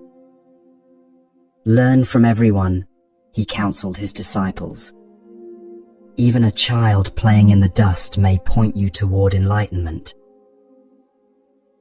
In the bustling markets of ancient Japan, where merchants hawked their wares and housewives searched for the day's provisions, spiritual seekers rarely expected to encounter profound Buddhist teaching. Yet it was precisely in such ordinary settings that some of the most powerful moments of awakening occurred. The master Banzan discovered this truth during what seemed like a routine shopping expedition. Banzan had spent years in formal meditation practice, studying under accomplished teachers and mastering the traditional methods of Zen training. He understood Buddhist philosophy intellectually and could discuss the finest points of doctrine with great sophistication. Yet despite all his learning and practice, the direct experience of enlightenment remained elusive. One morning, walking through the crowded marketplace in search of vegetables for the temple, Banzan found himself behind a customer who was engaged in animated conversation with a butcher. In those days, Buddhist monks rarely frequented meat stalls, but the narrow market lanes meant that all shoppers passed by every vendor. "Give me the best piece of meat you have," the customer demanded, clearly someone accustomed to getting exactly what she wanted. The butcher, a weathered man whose hands bore the stains of his trade, looked at her with the patient expression of someone who had heard this request countless times. "Everything in my shop is the best," he replied, matter-of-factly. "You cannot find here any piece of meat that is not the best." In that moment, Banzan felt something shift in his understanding, like a door suddenly swinging open in a room he thought he knew completely. The butcher's simple statement contained the entire essence of Buddhist teaching about the perfect nature of reality, exactly as it is. Every experience, every moment, every circumstance is already complete and perfect, not because it matches our preferences, but because it is precisely what this moment contains. For years, Banzan had been seeking the best spiritual experience, the highest state of consciousness, the perfect moment of enlightenment. Like the customer demanding the finest cut of meat, he had been discriminating between experiences, rejecting some as inferior and grasping after others as superior. But the butcher's wisdom revealed that such discrimination itself was the obstacle to awakening. In Zen understanding, every moment of ordinary life contains the complete Buddha nature. The sound of arguing in the marketplace is no less sacred than the silence of the meditation hall. The frustration of waiting in line carries the same potential for awakening as the bliss of deep samadhi. When we stop seeking special experiences and recognize the perfection of whatever is already happening, enlightenment reveals itself as our natural condition. This recognition didn't require Banzan to change anything about his life or his practice. He simply saw clearly, for the first time, that what he had been seeking was already present in every moment he had been rejecting as ordinary or unsatisfactory. The butcher, without any intention to teach Buddhism, had pointed directly to the heart of non-dualistic awareness. The beauty of this story lies in its ordinariness. No dramatic mystical experiences, no supernatural phenomena, no special techniques or secret teachings. Just a simple exchange between a merchant and customer that revealed the deepest truth about the nature of reality. This is how Zen teaching often works, not through grand gestures or elaborate ceremonies, but through sudden recognition that dawns in the midst of completely mundane circumstances. In the rural provinces of Japan, where traditional values remained strong even as the country modernized, there lived a Zen master named Mokusen Hiki, whose teaching methods were as practical as they were profound. Mokusen understood that true spiritual development must manifest in daily life, not just in formal meditation sessions. His approach to teaching often involved helping people recognize how their habitual patterns created unnecessary suffering. One of Mokusen's lay students came to him with a complaint that revealed deep frustration with his domestic situation. "Master," the man said, "my wife is incredibly stingy. She hoards every coin and refuses to share anything with those in need.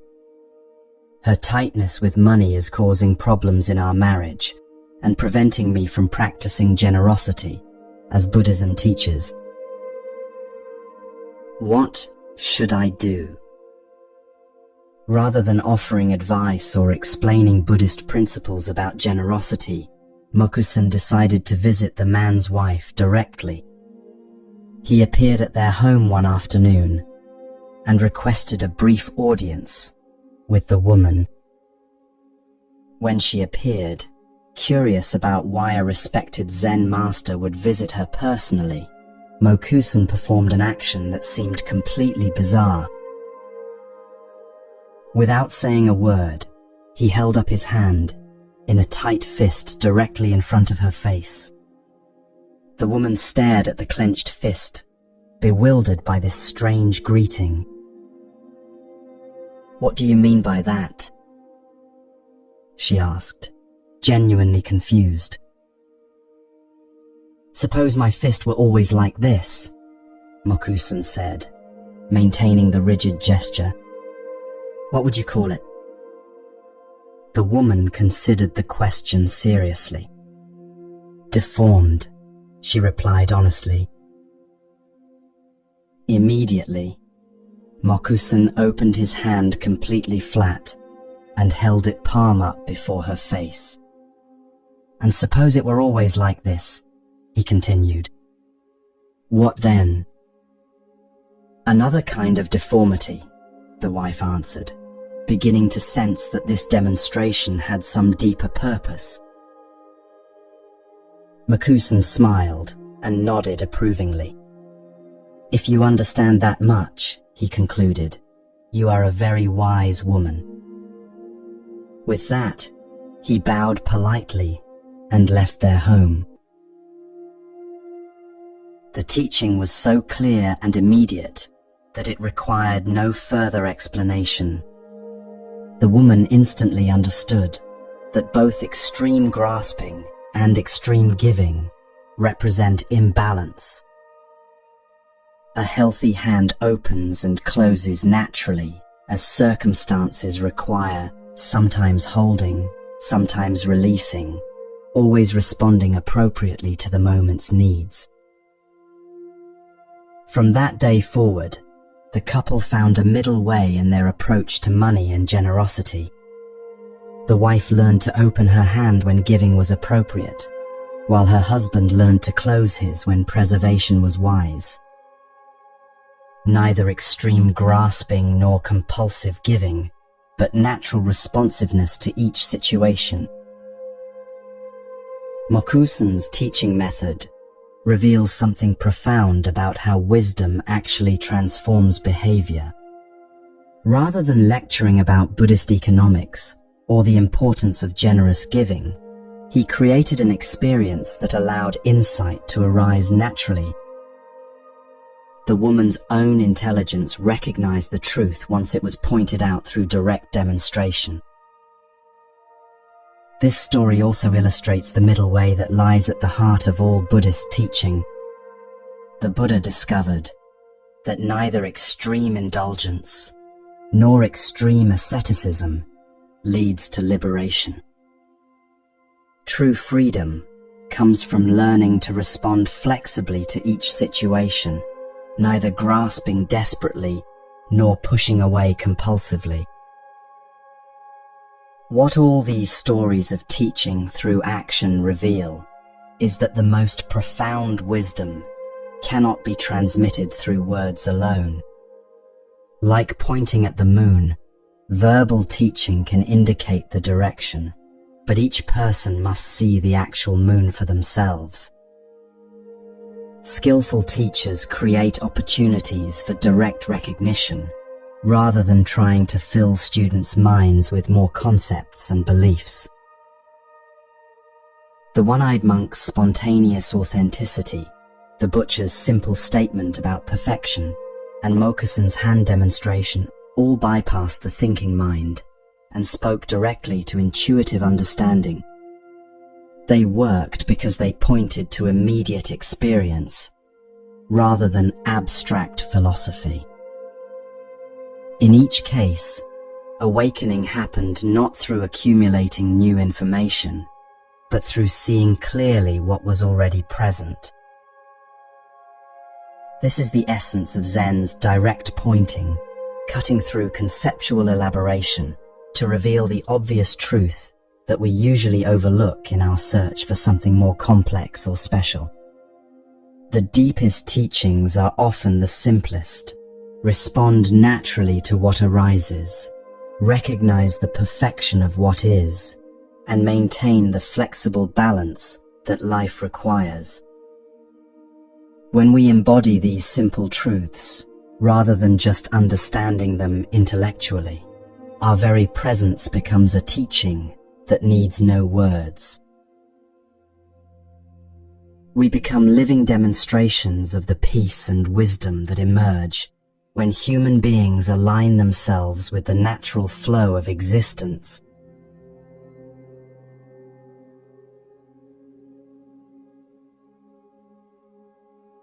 In the ancient temples of Japan, where seasons marked their passage through the changing colors of maple leaves and the falling of cherry blossoms, Buddhist masters understood something that most people spend their entire lives trying to avoid: the profound truth that nothing in this world remains the same forever. This teaching, which Buddhism calls impermanence, isn't meant to make us sad or fearful, but to free us from the exhausting struggle of trying to make permanent what is naturally temporary. The wise teachers of old discovered that when we truly accept the flowing, changing nature of existence, we stop wasting energy fighting against life's natural rhythms. Instead of grasping desperately at moments of happiness or pushing away experiences of difficulty, we learn to ride the waves of change with the grace of a skilled surfer who works with the ocean's power rather than against it. During the Kamakura period, when Buddhism had become deeply woven into the fabric of Japanese culture, there lived a nun named Eshun, whose approach to her own death would demonstrate the ultimate freedom that comes from fully embracing impermanence. Eshun had devoted her entire adult life to Zen practice, shaving her head as a young woman and dedicating herself completely to understanding the Buddha's way. By the time she reached her 60s, her insight into the nature of reality had become profound and unshakable. Buddhist nuns in medieval Japan faced unique challenges. Society offered women few alternatives beyond marriage and motherhood, so choosing the monastic path required tremendous courage and determination. These women had to prove themselves constantly, demonstrating that their spiritual understanding was equal to that of their male counterparts. Eshun had not only met this challenge, but had become renowned for the depth of her realization. As her final years approached, Eshun began to contemplate how she might use her death as a teaching opportunity. In Buddhist understanding, the moment of death reveals the true depth of one's spiritual understanding. Those who have genuinely realized the impermanent nature of existence can face their final transition with complete equanimity, while those still attached to the illusion of permanence experience fear and resistance. One crisp autumn day, when Eshun sensed that her time was drawing near, she asked several monks to pile wood in the temple courtyard. The men complied, though they were puzzled by this unusual request. When they finished stacking the logs, Eshun walked calmly to the center of the pile and seated herself in perfect meditation posture. "Please light the fire around the edges," she instructed with the same calm tone she might use to request tea. The monks were horrified. "Master Eshun, what are you doing? This is madness." But Eshun had made her decision. She understood that death was approaching whether she welcomed it or not, and she chose to meet it on her own terms, rather than waiting passively for illness or old age to take her. More importantly, she wanted to demonstrate something profound about the relationship between fear and attachment. Reluctantly, the monks lit the fire, as she had requested.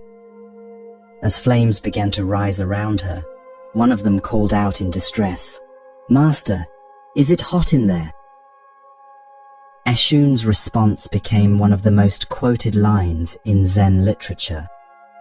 "Such a matter," she replied calmly, "would concern only a stupid person like yourself."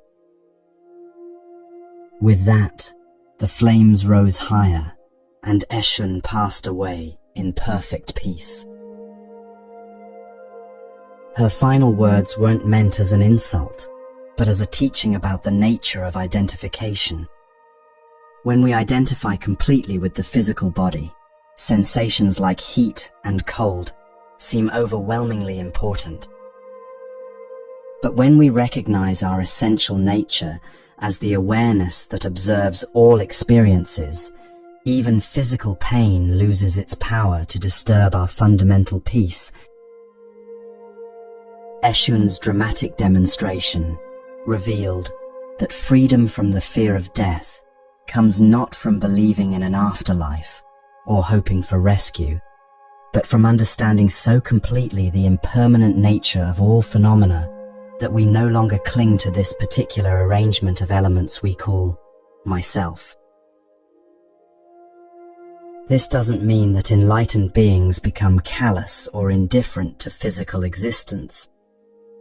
Rather, they develop what Buddhists call sacred indifference, the ability to care deeply while holding everything lightly.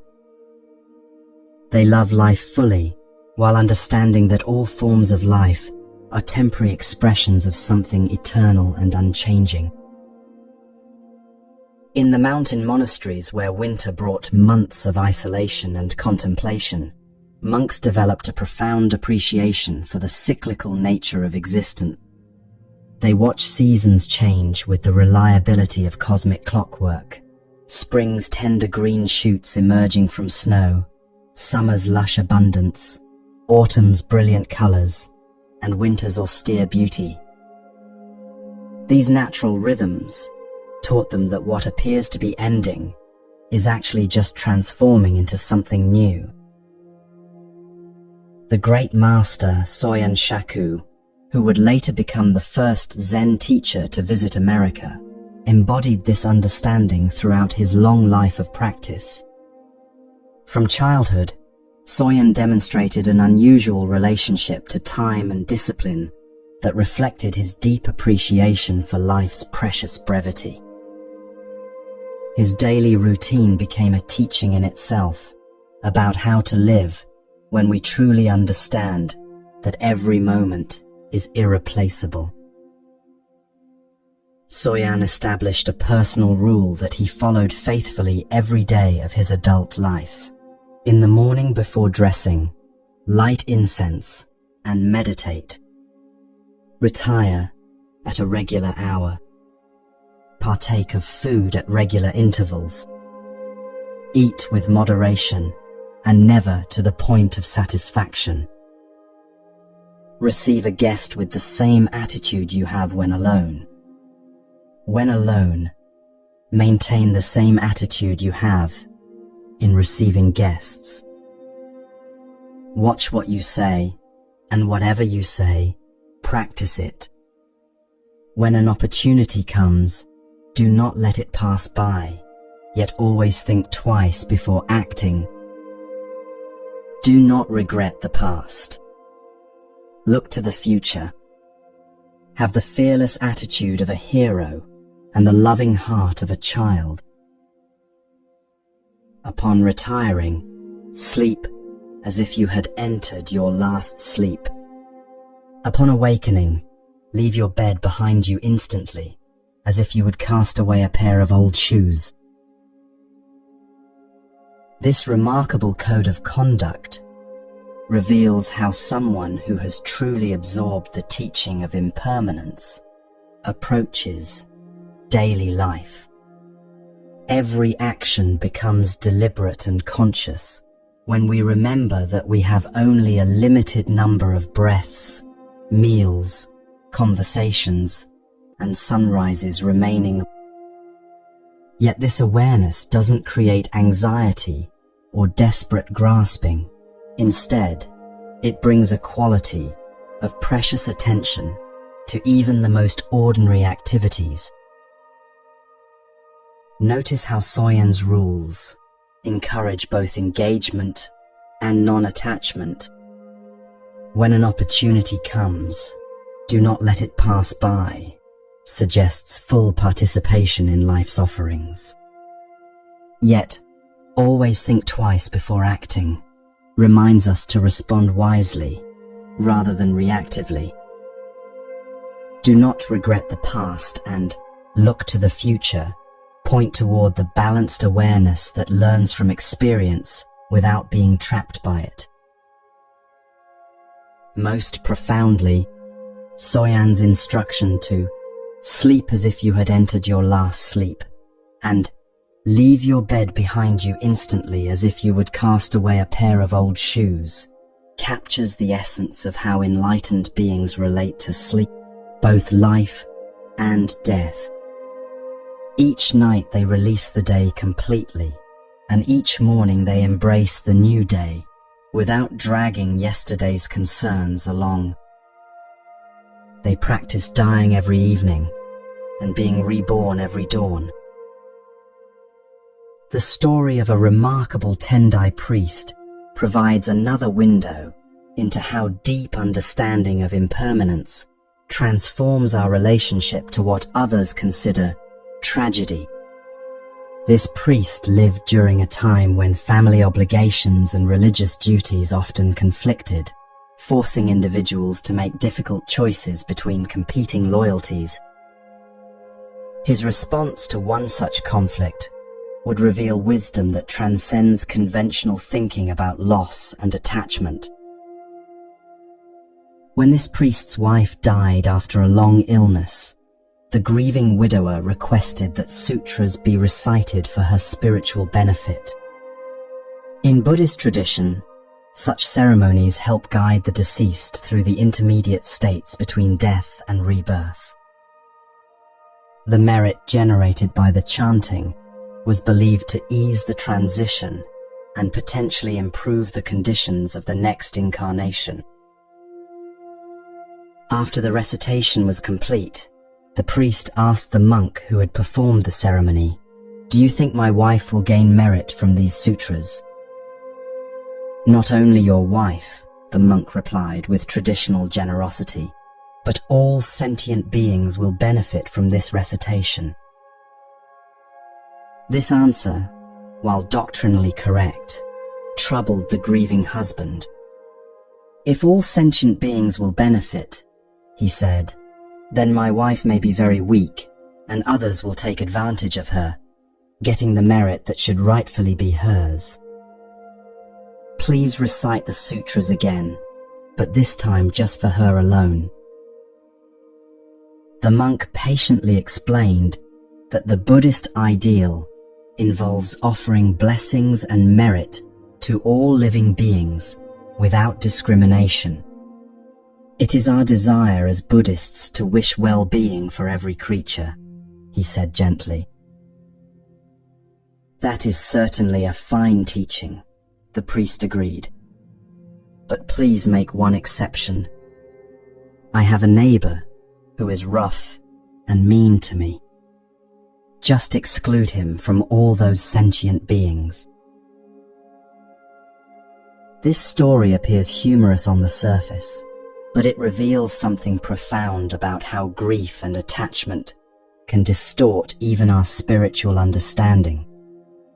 The priest intellectually accepted Buddhist teachings about universal compassion, but when faced with personal loss, his heart contracted into the very possessiveness and discrimination that Buddhism seeks to dissolve. He wanted exclusive spiritual benefits for his deceased wife, while excluding someone who had caused him difficulty. Yet this very human response also demonstrates something beautiful about the healing power of time and practice. Grief is a natural response to impermanence when we haven't yet learned to love without grasping. The priest's possessive concern for his wife's merit reflected the depth of his love, even as it revealed the limitations of his understanding. True wisdom about impermanence doesn't eliminate love or make us indifferent to loss. Instead, it teaches us to love so completely and unconditionally that we can wish the very best for those we care about, without needing to control the outcome. When we understand that everything and everyone we love is already in a constant state of change, we learn to appreciate each moment of connection as a precious gift rather than a permanent possession. The deepest teaching about impermanence isn't that everything ends, but that everything is always beginning. Each breath is the first breath of the rest of our life. Each heartbeat opens into a moment that has never existed before and will never exist again. Each encounter with another person offers the possibility of seeing them with fresh eyes, free from the accumulated history of our previous interactions. When we truly understand this, life becomes simultaneously more poignant and more peaceful. More poignant because we recognize the irreplaceable preciousness of each passing moment. More peaceful because we stop fighting against the natural flow of change and learn to find our stability in the awareness that witnesses all transformations. The Buddha compared this understanding to a tree that remains rooted and stable, even as its leaves change with the seasons. Our essential nature, the awareness that observes all experiences, is like the tree's roots and trunk. Our thoughts, emotions, circumstances, and even our physical body are like the leaves that naturally appear, transform, and fall away. When we identify with the roots rather than the leaves, we discover an unshakable peace that isn't threatened by any particular change. We can love deeply without fear of loss, because we recognize that what we truly love, the consciousness that animates all beings, is itself beyond birth and death. We can engage fully with life's temporary dramas, while resting in the eternal awareness that watches all stories unfold. This is the ultimate wisdom of impermanence, not that everything passes away, but that the very passing away reveals something that never changes. In learning to dance gracefully with life's constant transformations, we discover the eternal partner who has been leading us all along. This recognition brings a peace so deep that even death becomes just another step in an endless dance of love and awareness.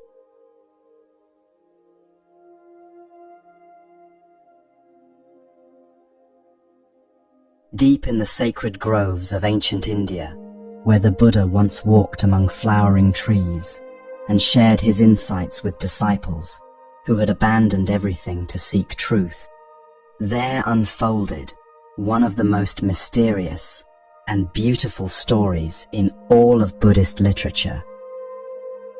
It speaks to something beyond ordinary understanding, a recognition so profound that even the gods themselves stopped to witness its expression.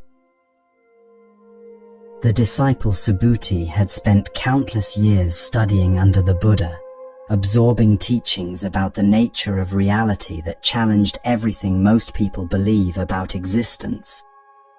Unlike many students who sought dramatic experiences or supernatural powers, Subhuti was drawn to the most subtle and elusive of all Buddhist insights, the understanding of emptiness.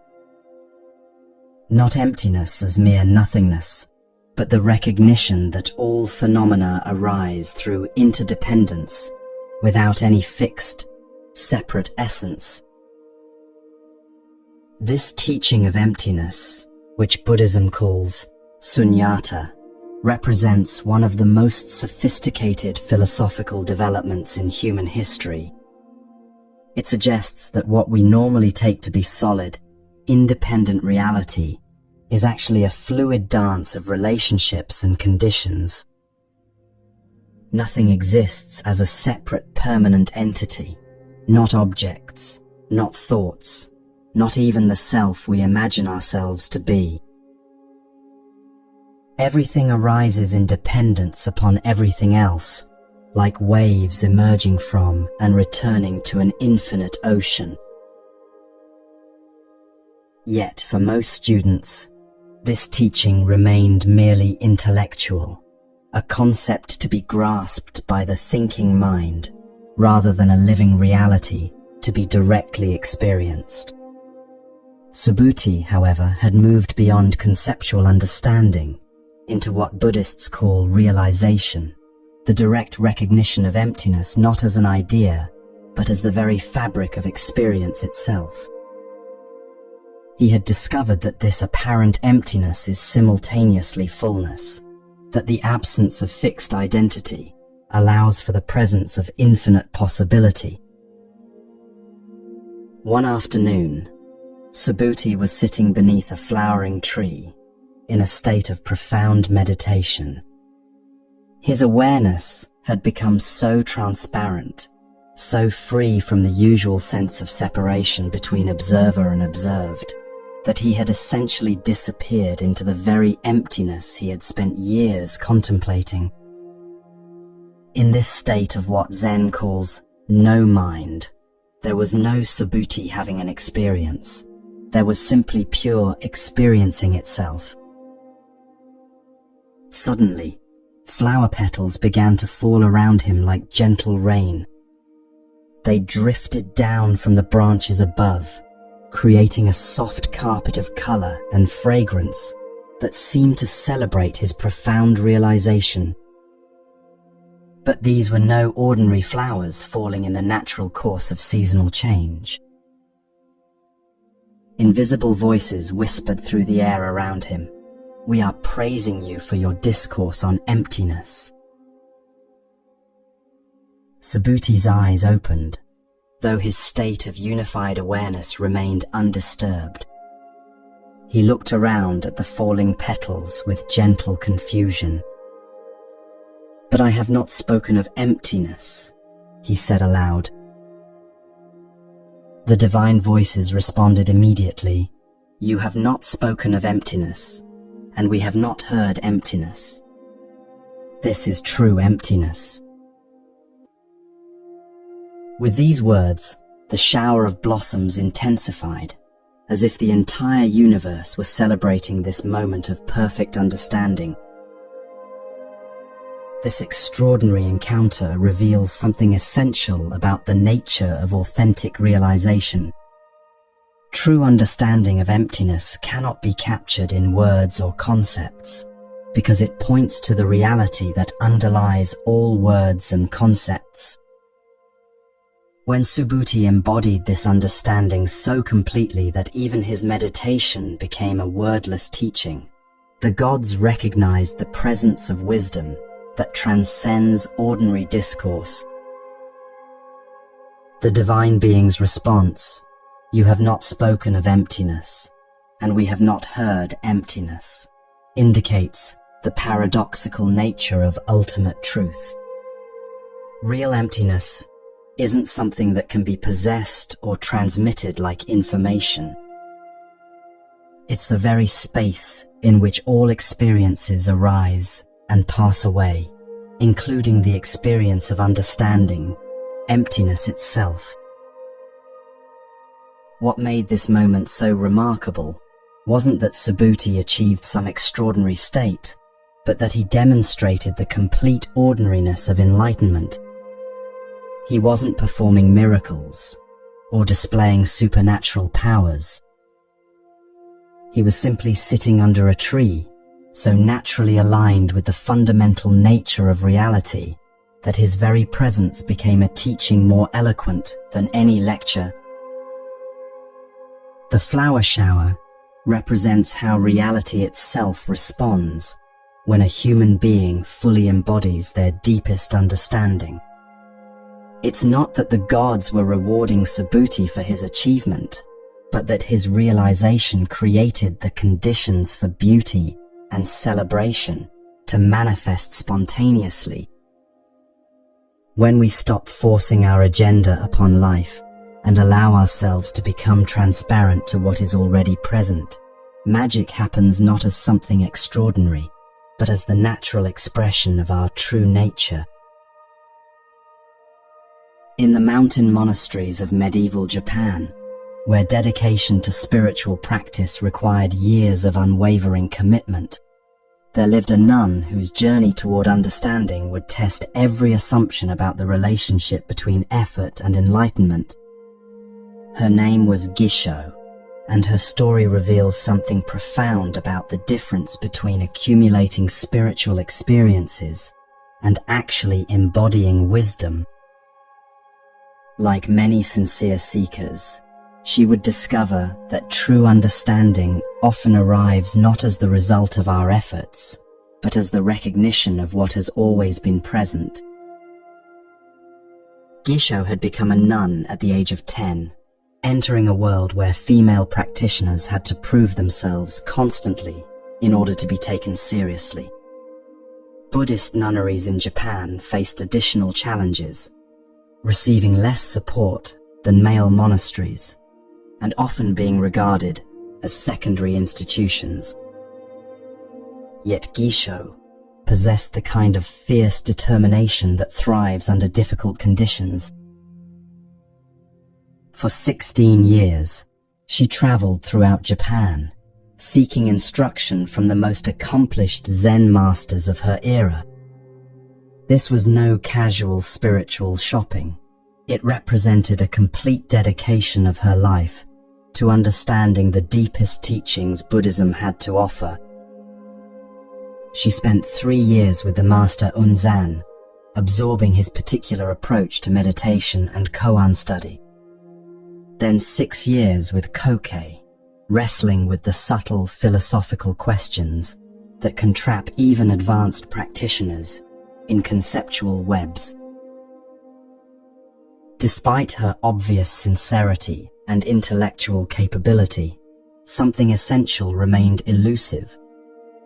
Gisho had accumulated vast knowledge about Buddhist doctrine and had developed considerable skill in meditation techniques. She could discuss the finest points of Zen philosophy with scholarly precision and could sit in meditation for hours without distraction. Yet the direct realization that transforms knowledge into wisdom, the sudden recognition that illuminates all previous learning, continued to escape her. Finally, she came to study with the master Inzan, whose reputation for uncompromising teaching methods was legendary throughout the region. Unlike her previous teachers, who had treated her with the careful respect often accorded to dedicated female practitioners, Inzan showed her no special consideration whatsoever. He scolded her with the same ferocity he directed toward his male students. He challenged her understanding without mercy. When her responses revealed attachment to concepts or spiritual pride, he would cuff her to awaken her inner nature, using whatever shock was necessary to break through her accumulated layers of spiritual sophistication. For 13 years, Gisho endured this demanding training. Morning and evening, she grappled with koans that seemed designed to exhaust every strategy her clever mind could devise. She was wrapped in these impossible riddles like someone caught in an intricate puzzle with no logical solution. Each time she thought she had found the answer, Inzan would demonstrate that she was still thinking about enlightenment rather than embodying it. Then, something shifted. After 29 years of seeking, after studying with the finest teachers, and mastering the most sophisticated techniques, Gisho suddenly found what she had been looking for.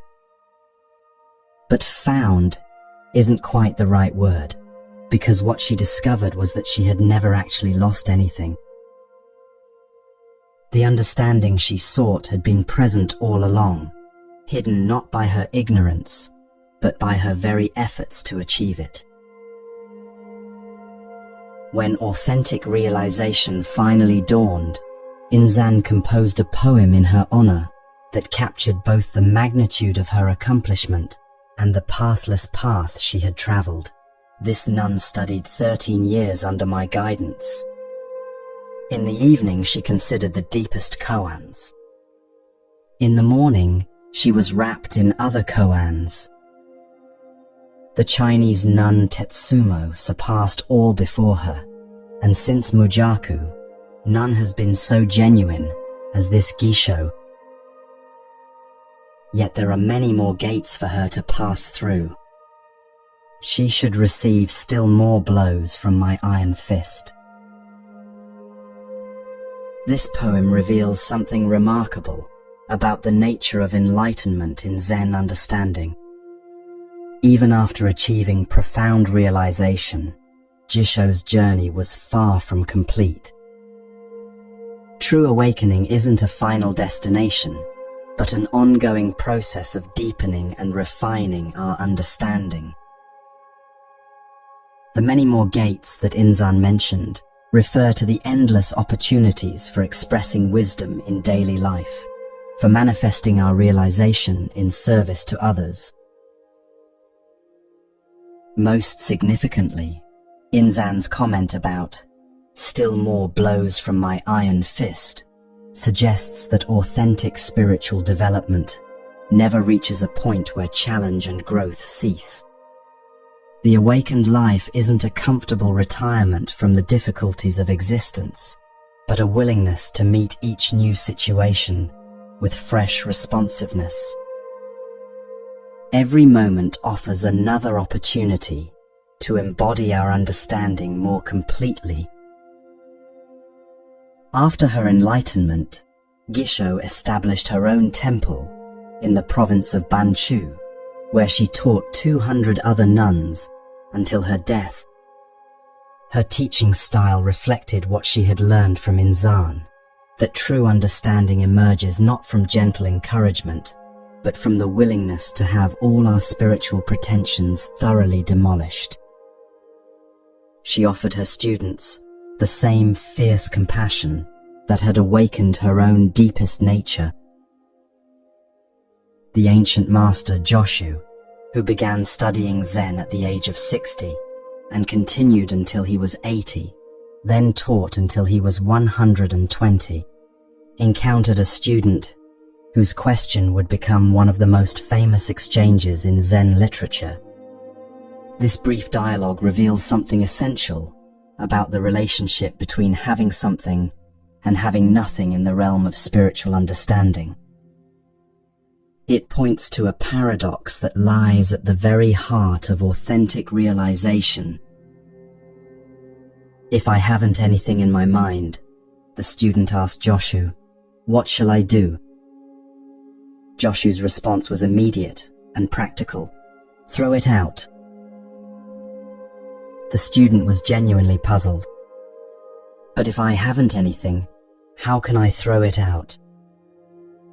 "Well then," Joshu replied with characteristic directness, "carry it out."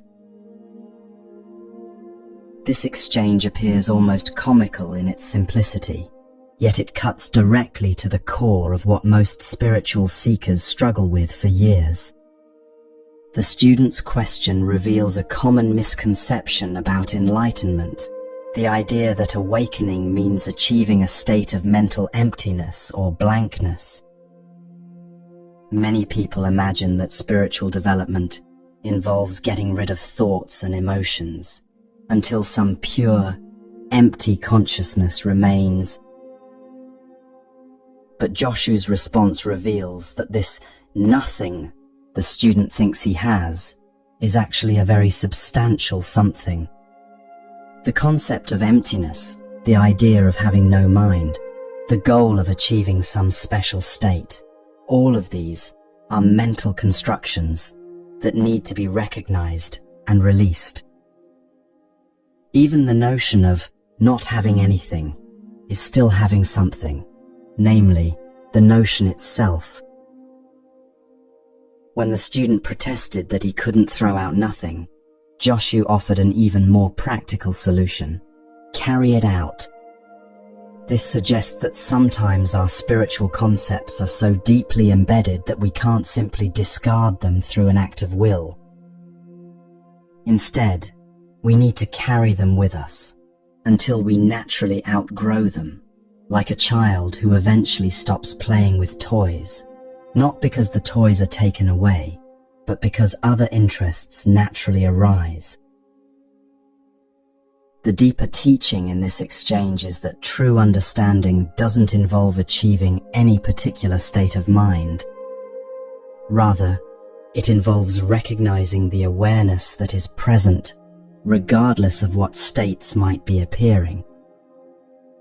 Whether our mind is full of thoughts or seemingly empty, busy with activities, or absorbed in meditation, the same awareness witnesses all experiences. This awareness doesn't need to be created or achieved. It simply needs to be recognized as what we already are.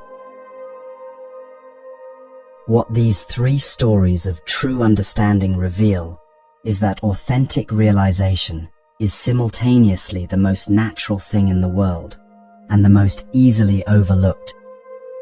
Subhuti's wordless teaching, Jisho's recognition after decades of seeking, and Joshu's practical guidance all point to the same fundamental truth. What we seek is already present. The flower shower falls continuously. The enlightenment we pursue has been pursuing us. The emptiness we try to achieve is the very space in which all our efforts arise. True understanding, these masters discovered, doesn't come from accumulating more experiences or mastering more techniques. It comes from the profound relaxation that occurs when we stop trying to become someone else and recognize the perfection of what we already are. This doesn't mean we stop growing, or learning, or practicing. It means we do all these things from a foundation of completeness, rather than from a sense of lack. The Buddha himself taught that enlightenment is not a matter of gaining something new, but of removing the obstacles that obscure what has always been present. Like polishing a mirror that has become dusty, spiritual practice doesn't create clarity, it reveals the clarity that was always there. When the mirror of awareness becomes completely transparent, it reflects everything perfectly while remaining utterly untouched by what it reflects. This is the ultimate understanding, not that we become enlightened beings, but that we recognize our essential nature as the awareness in which all experiences of enlightenment and confusion arise and pass away. In this recognition, seeking ends not in achievement, but in the joyful discovery that we never needed to seek anything at all. The flower shower has been falling all along. We simply needed to stop looking for something more dramatic and notice the beauty that surrounds us in every moment.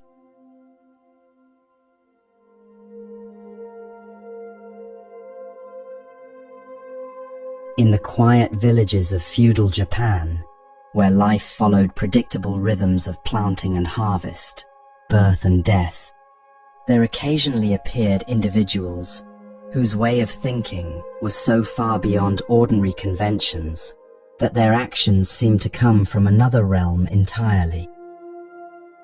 These masters had learned to respond not from the conditioned patterns that govern most human behavior, but from a deeper intelligence that transcends the limitations of conventional logic. This extraordinary freedom of mind didn't develop overnight. It emerged from years of questioning every assumption, challenging every belief, and gradually dissolving the mental structures that most people mistake for reality itself. What remained after this process of deconstruction wasn't emptiness or confusion, but a clarity so profound that appropriate action could arise spontaneously in any situation. During the Edo period, when Japan's rigid social hierarchy seemed as permanent as the mountains themselves, there lived a man whose encounter with the mysterious workings of mind would reveal something startling about the nature of guilt, memory, and the ghosts we create from our own unresolved emotions. His story demonstrates how even our most convincing psychological experiences can be products of our own thinking rather than external realities. This man had been deeply in love with his wife, and she with him. Their relationship represented the kind of devotion that poets celebrate and ordinary couples aspire to achieve. So when his beloved wife fell seriously ill, the approaching loss felt like the end of his world.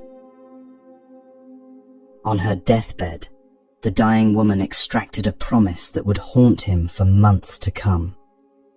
"I love you so much," she whispered weakly, "that I cannot bear the thought of leaving you. Promise me you will not go to any other woman after I die. If you do, I will return as a ghost and cause you endless trouble." The grieving husband, desperate to bring her any comfort in her final moments, readily agreed to this request. He could not imagine wanting anyone else anyway. His wife passed away peacefully, and for the first 3 months, the widower honored her wish without difficulty. But human hearts are not designed for permanent isolation. Eventually, the man met another woman whose kindness and beauty gradually awakened feelings he thought had died with his wife. Despite his guilt about violating his promise, he found himself falling in love again. When he finally proposed marriage, his new beloved accepted joyfully. The very night they became engaged, the impossible happened. The dead wife appeared to him as a ghost, her face twisted with betrayal and rage. "You have broken your promise to me," she accused. "I warned you what would happen." From that night forward, the ghost appeared regularly, demonstrating an uncanny knowledge of everything the man did with his new fiancée. If he gave his beloved a gift, the ghost could describe it in perfect detail. If they had private conversations, the ghost could repeat every word. The supernatural surveillance was so complete and accurate that the man began to doubt his own sanity. Sleep became impossible. Every night brought new accusations and demonstrations of the ghost's omniscience. The man's health began to deteriorate under the strain of constant guilt and supernatural harassment. Finally, a friend suggested he consult a Zen master who lived nearby and was known for his insight into unusual psychological problems. When the desperate man explained his situation, the master listened with the patient attention of someone who had encountered similar cases before. "Your former wife has become a very wise ghost indeed," he observed thoughtfully. "She knows everything you do and say. You should actually admire such a remarkable spirit. Most ghosts are quite limited in their awareness." This response puzzled the man. He had expected sympathy for his torment, not praise for his supernatural tormentor. "Since she knows so much," the master continued, "you should test her knowledge more thoroughly. The next time she appears, tell her that if she can answer one simple question, you will break your engagement and remain single for the rest of your life. This should satisfy her completely." The man leaned forward eagerly. "What question should I ask her?" The master reached into a bowl of soybeans and grabbed a large handful. "Take beans like these," he instructed, "and ask her to tell you exactly how many you hold in your hand. If she truly knows everything, this should be simple for her. But if she cannot tell you the precise number, you will know she is only a creation of your own mind." That night, when the ghost appeared with her usual accusations and demonstrations of omniscience, the man felt ready for her.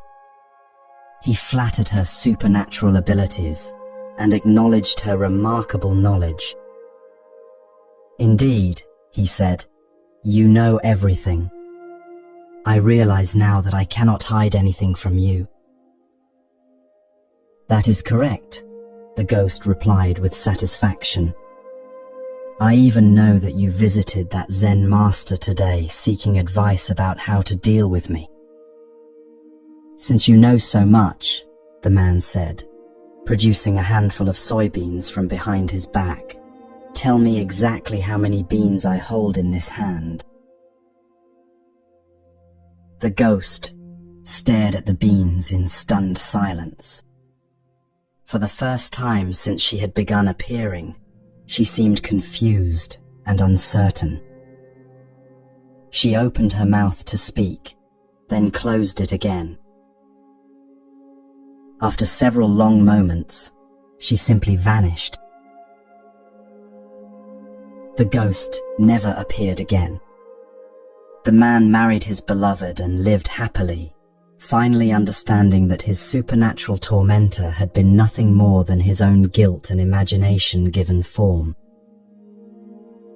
This remarkable story reveals something profound about the nature of psychological phenomena that seem completely real and external, but are actually productions of our own mind. The ghost knew everything about the man's relationship because she was created by his own consciousness. She could repeat conversations because his memory had recorded them. She could describe gifts because his eyes had seen them. But when asked to perceive something beyond the scope of his own knowledge, the exact number of beans hidden from his view, the illusion collapsed immediately. The Zen master's test cut through the supernatural drama to reveal the natural explanation. What seemed like communication with the dead was actually a dialogue between different aspects of the man's own psyche. During the same period when this psychological drama was unfolding, another story was developing that would demonstrate an entirely different kind of thinking that transcends ordinary social conventions.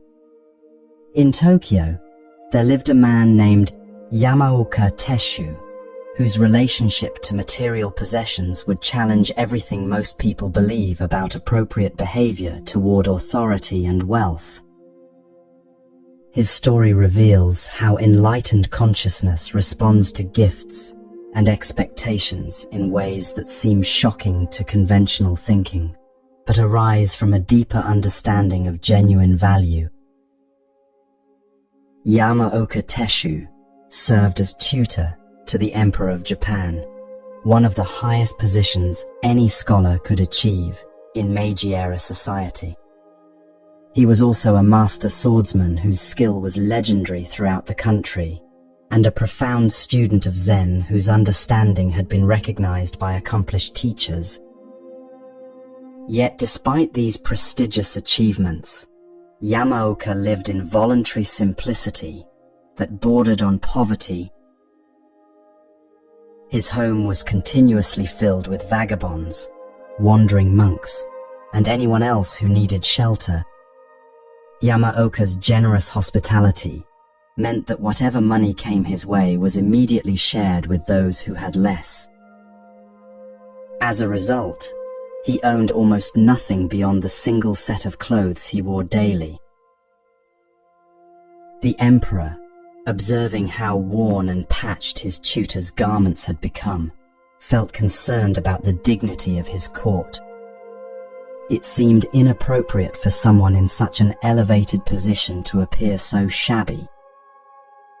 With characteristic imperial generosity, he gave Yamaoka a substantial sum of money, specifically to purchase new clothing. Weeks passed, and Yamaoka continued appearing at court in the same threadbare outfit.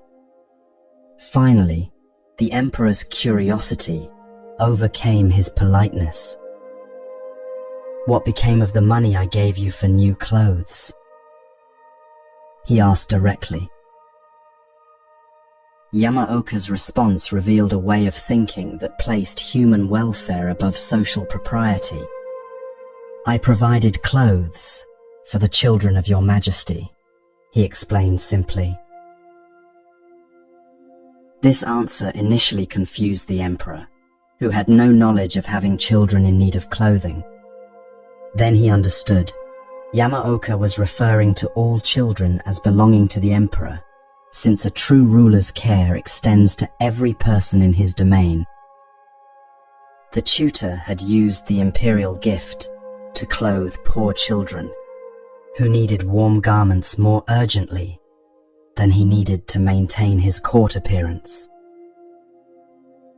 Rather than being offended by this apparent disregard for his specific instructions, the emperor recognized the profound wisdom in Yamaoka's action. His tutor had demonstrated the kind of thinking that sees beyond surface proprieties to fundamental human needs. He had transformed a gift intended to enhance one person's dignity into an expression of compassion that enhanced many people's welfare. Perhaps the most dramatic example of thinking that transcends ordinary concepts occurred in the private quarters of the Zen master Munan, whose understanding of spiritual transmission would challenge every conventional notion about religious authority and lineage. His student Shoju had completed years of intensive training and had demonstrated the depth of realization that qualified him to carry on his teacher's work. The moment of formal recognition would reveal something startling about the difference between authentic wisdom and institutional symbols. After Shoju had finished his Zen studies under Munan's guidance, the old master called him into his private room for a final conversation. "I am getting old," Munan said seriously, "and as far as I know, you are the only one capable of carrying on this teaching after I'm gone. Here is a book that has been passed down from master to master for 7 generations. I have also added my own insights, according to my understanding. This book is very valuable, and I'm giving it to you as the symbol of your succession to my position." The book represented everything most spiritual students dream of receiving: official recognition, direct transmission from teacher to student, membership in an ancient lineage of awakened masters. For generations, this text had been the concrete symbol that proved authentic spiritual authority. Possession of the book meant acceptance into the most exclusive spiritual fraternity in Japan. Shoju's response would have horrified conventional religious authorities. "If the book is such an important thing, you had better keep it," he said calmly.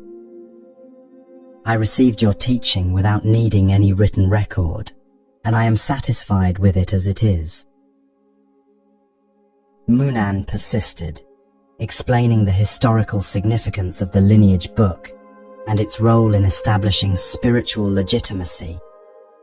"I understand that," Shoju replied, "but even so, this work has been carried from master to master for 7 generations.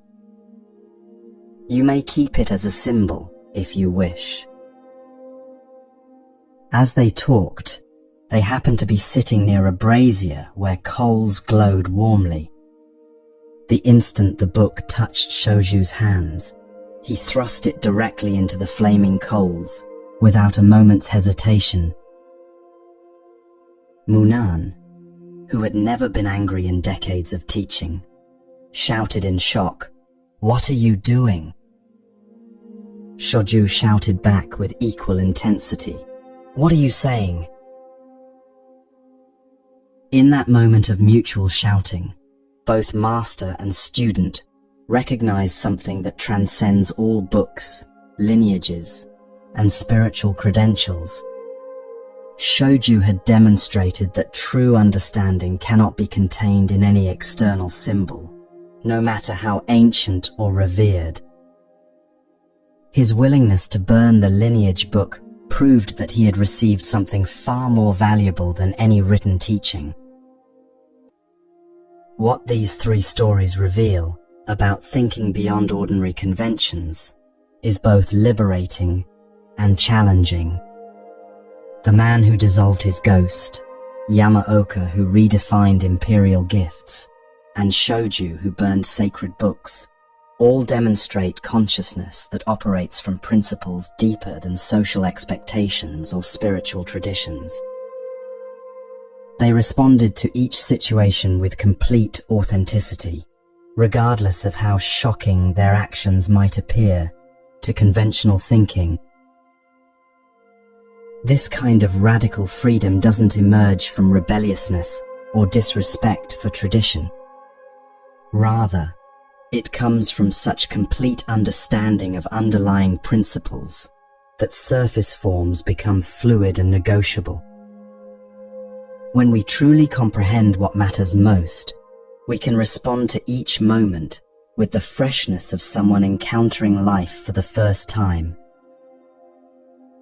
The Buddha taught that enlightenment is essentially a matter of seeing clearly, not seeing something special or supernatural, but seeing ordinary reality without the distortions created by our conditioning and expectations.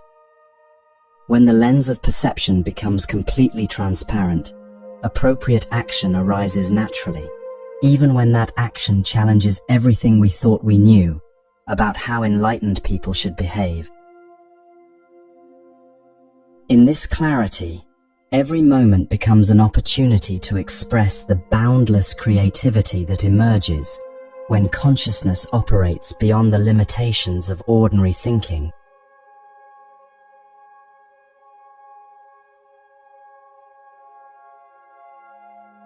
In the mountain monasteries of ancient China, where morning mist rose from valleys like the breath of sleeping dragons and evening bells echoed across terraced hillsides, there lived masters who understood something profound about the relationship between spiritual realization and ordinary daily life. They had discovered that enlightenment isn't a special state reserved for meditation halls and formal ceremonies, but a way of being that expresses itself most authentically through the simplest activities: sweeping floors, preparing meals, tending gardens, and caring for others. This understanding challenged everything most people believed about spiritual development. Many seekers imagined that awakening meant transcending mundane concerns, rising above the need for physical work, or spending one's time in perpetual contemplation. But the truly wise teachers discovered that genuine realization actually deepens our appreciation for ordinary tasks and reveals the sacred dimension hidden within every practical activity. The great master Baizhang, whose name means 100 cliffs, embodied this understanding so completely that his approach to daily life became legendary throughout China. Even in his 80s, when most people would have retired to a life of honored leisure, Baizhang continued working alongside his students with the enthusiasm of someone half his age. Every morning found him in the monastery gardens, trimming bushes, raking paths, and pruning trees, with the careful attention of an artist perfecting a masterpiece. His students watched this display of physical dedication with growing concern. Here was their revered teacher, a man whose spiritual insights had attracted followers from across the empire, performing manual labor that younger monks could easily handle. They worried about his health and felt embarrassed that their master was doing work they should be doing themselves. "Master," they said to him repeatedly, "you have given us so much wisdom over the years. Please rest now and let us take care of the physical work. You have earned the right to spend your remaining time in peaceful contemplation." But Baizhang only smiled and continued his daily routine of physical labor. To him, there was no distinction between meditation and gardening, between teaching and tree trimming. Every activity performed with complete attention became a form of spiritual practice. Finally, the students decided to take matters into their own hands. One morning they hid all of Baizhang's gardening tools before he could begin his usual work. Now, they thought with satisfaction, our teacher will have no choice but to rest. When Baizhang discovered his missing tools, he neither scolded his students nor searched for the hidden implements. He simply sat quietly in his room and refused to come out for meals. The first day passed, then the second. By the third day, the students began to worry seriously about their master's health. "He may be angry because we hid his tools," they whispered among themselves. "Perhaps we should return them and let him work as he wishes." The moment they restored his gardening implements, Baizhang emerged from his room with his characteristic gentle smile. He worked in the garden that day with obvious pleasure, then joined his students for the evening meal, as if nothing unusual had happened. That night, he gave them a teaching that would become one of the most quoted principles in all of Zen Buddhism: no work, no food. This simple statement contained profound wisdom about the nature of authentic spiritual life. Baizhang wasn't making a rule about monastery economics or establishing a policy about who deserved meals. He was pointing to something essential about the relationship between contribution and nourishment, between giving and receiving, between spiritual understanding and practical engagement with the world. In Zen understanding, work isn't separate from spiritual practice. It is spiritual practice. When we approach any task with complete presence and attention, whether it's washing dishes or writing poetry, we create the conditions for wisdom to manifest naturally. The awakened life isn't about achieving some permanent state of bliss, but about bringing consciousness to whatever activity presents itself in each moment. Baizhang's refusal to eat when he couldn't work revealed something beautiful about the dignity of contribution. Even in his advanced age, he wanted to earn his place in the community through useful service, rather than simply receiving care based on his reputation or past achievements. This wasn't pride or stubbornness, but a deep understanding that spiritual fulfillment comes from participating fully in the give and take of life. During the Muromachi period in Japan, when the country was transitioning from medieval to early modern culture, there lived a Zen master whose approach to teaching would demonstrate another aspect of how wisdom expresses itself in daily life. His name was Ikkyu, and he possessed a quality that many spiritual teachers lack: the ability to find profound meaning in the most ordinary accidents and mistakes.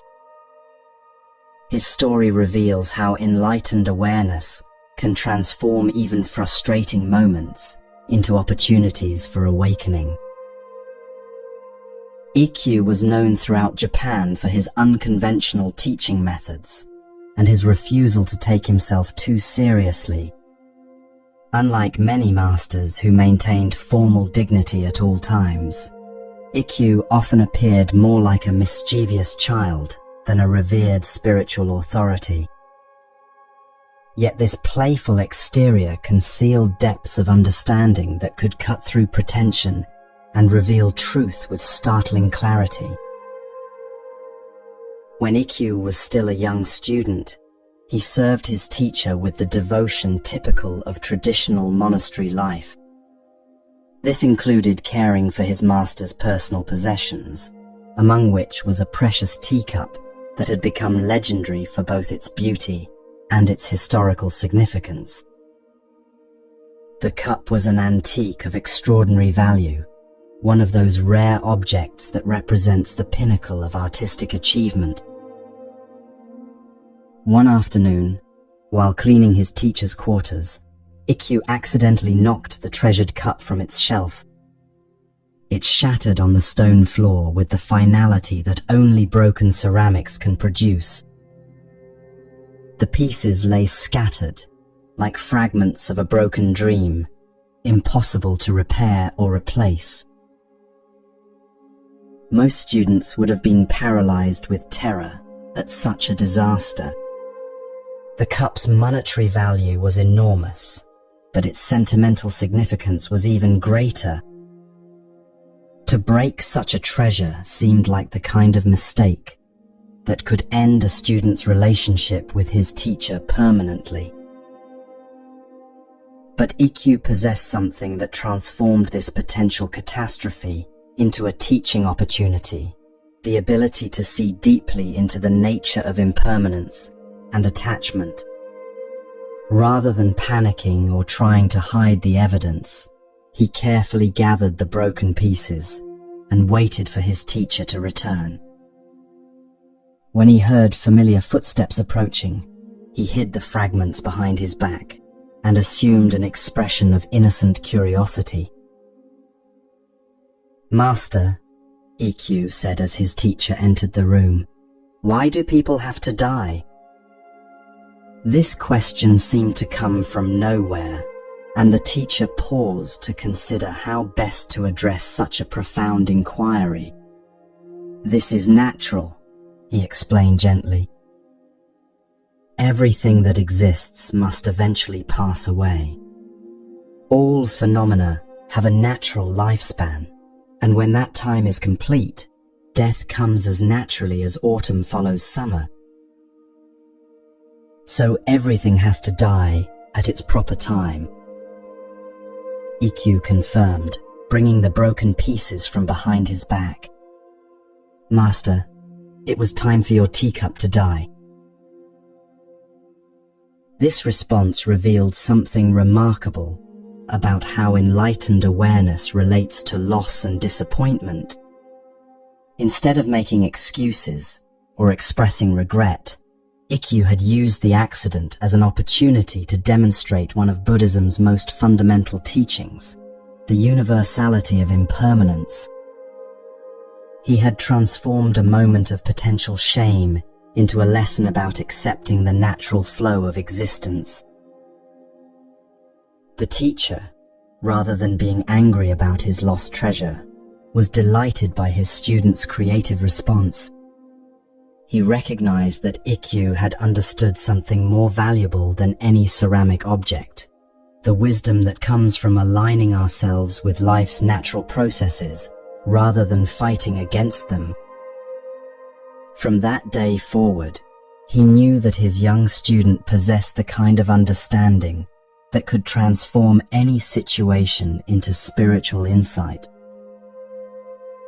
Perhaps the most radical example of living Zen in daily life emerged from the story of a master named Tosui, whose commitment to authentic spiritual practice led him to abandon all conventional markers of religious achievement. His journey would demonstrate how genuine realization sometimes requires us to let go of everything we've worked to attain, including spiritual status and social respectability. His story challenges every assumption about what an enlightened life should look like.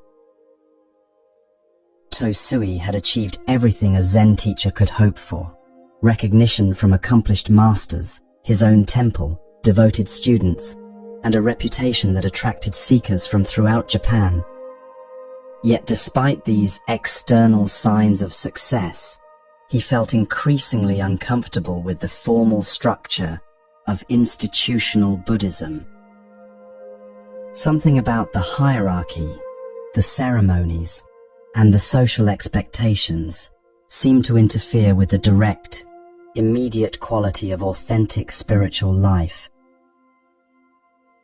One day, Tosui made a decision that shocked everyone who knew him. He announced that he was abandoning the lecture business entirely and walked away from his temple, his students, and his prestigious position. "Disperse and go wherever you wish," he told his followers. "Find your own way to truth." For 3 years, no one could find any trace of the missing master. Some assumed he had died in obscurity.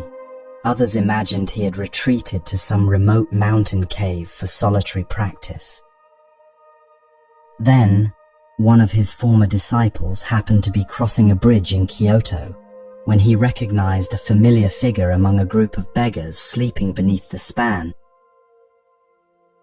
There was Tosui, dressed in rags and living as homeless people lived, completely integrated into the community of society's outcasts. The discovery created a moral crisis for the former student.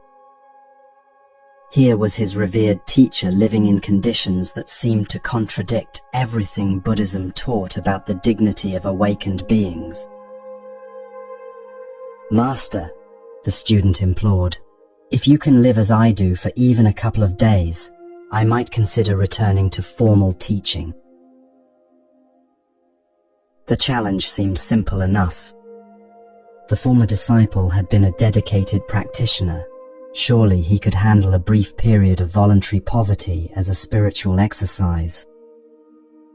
He dressed as a beggar and spent a day with Tosui, experiencing firsthand the reality of life at society's margins. The following day brought a test that revealed the difference between intellectual understanding and embodied wisdom. One of the beggars in their group died during the night, a common occurrence among people whose health was compromised by malnutrition and exposure. Tosui and his former student carried the body to a mountainside and buried it quietly at midnight, then returned to their shelter under the bridge. While Tosui slept peacefully through the remainder of the night, the former disciple lay awake, tormented by thoughts about death, disease, and the precariousness of existence. The proximity to mortality and the reality of physical vulnerability had shattered his comfortable assumptions about spiritual practice. When morning came, Tosui offered him some leftover food that the dead beggar had saved. The former student couldn't bring himself to eat food associated with death and poverty. His stomach churned at the thought, and his mind recoiled from what seemed like a violation of basic hygiene and human dignity. "I told you that you couldn't do as I do," Tosui concluded gently. "Get out of here and don't bother me again." This harsh dismissal wasn't cruelty, but compassion. Tosui had demonstrated that genuine spiritual freedom requires the ability to find peace and meaning under any circumstances, not just in the comfortable environment of temples and monasteries. His willingness to live among beggars wasn't a rejection of Buddhist values, but an expression of the deepest Buddhist teaching, that awakened consciousness recognizes no fundamental distinction between sacred and profane, high and low, success and failure. What these 3 stories reveal about living Zen is both inspiring and challenging. Baizhang's insistence on useful work, Ikkyu's creative response to accidents, and Tosui's radical embrace of poverty all demonstrate consciousness that has moved beyond the dualistic thinking that separates spiritual practice from ordinary life. They had discovered that enlightenment isn't a destination we reach, but a way of traveling through whatever circumstances life presents. Living Zen means bringing the same quality of attention to washing dishes that we bring to formal meditation. It means responding to broken teacups with the same wisdom we apply to broken relationships. It means finding the sacred in situations that society considers degrading or meaningless. The Buddha taught that awakening is not about achieving some special state, but about recognizing the extraordinary nature of ordinary experience. When we see clearly, every moment reveals itself as complete and perfect, exactly as it is. This doesn't mean we stop working to improve conditions or help others. Rather, we work from a foundation of acceptance rather than resistance. In this understanding, there is no gap between our spiritual ideals and our daily reality. Every interaction becomes a chance to express compassion.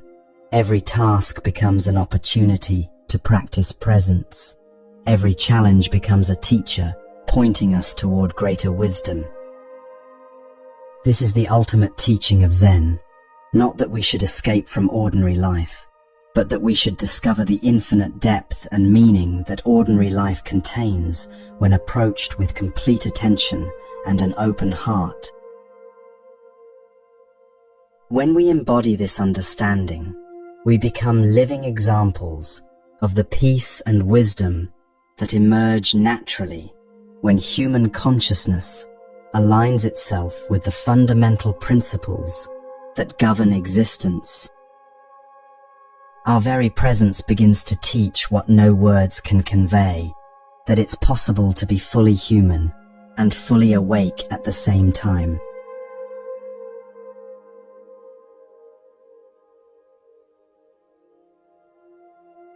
As our journey through these ancient stories draws toward its close, we come to perhaps the most profound teaching of all, the recognition that everything we have explored, every moment of confusion and clarity, every experience of separation and connection, every instance of seeking and finding, has been occurring within a unified field of awareness that was never actually divided.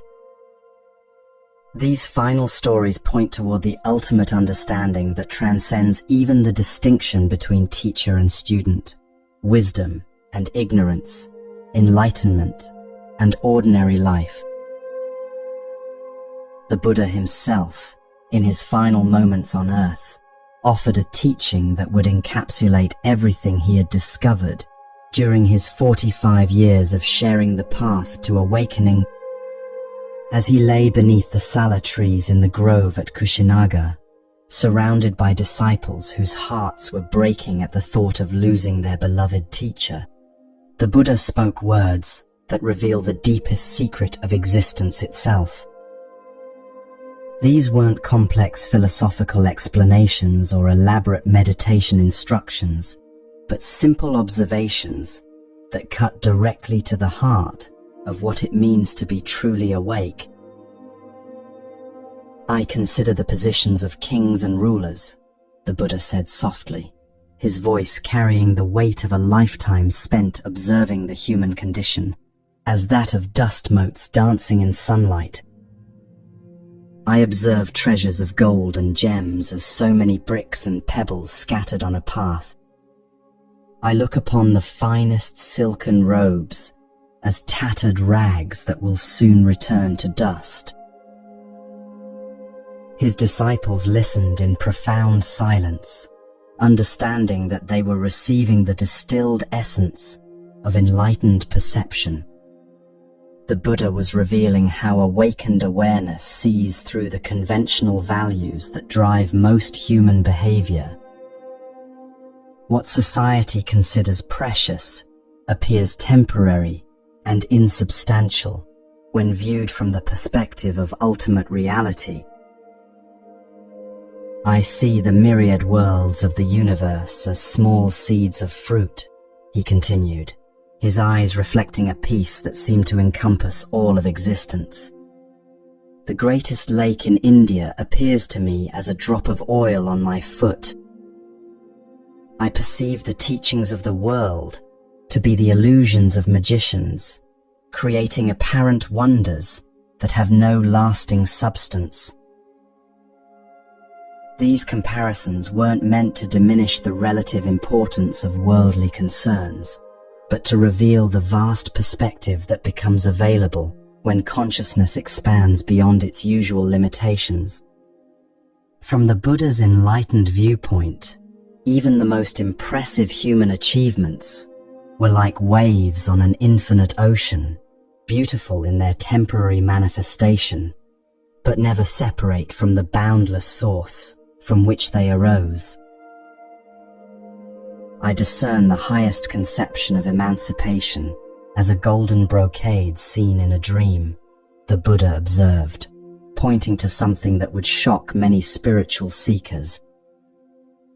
Even the goal of liberation itself, when grasped as something to be attained, becomes another form of subtle bondage.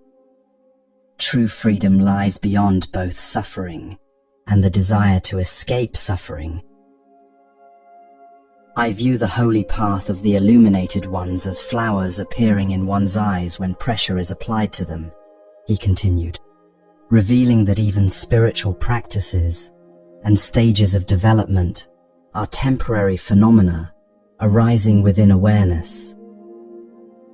The path is real and necessary, but it ultimately dissolves into the pathless recognition of what we have always been.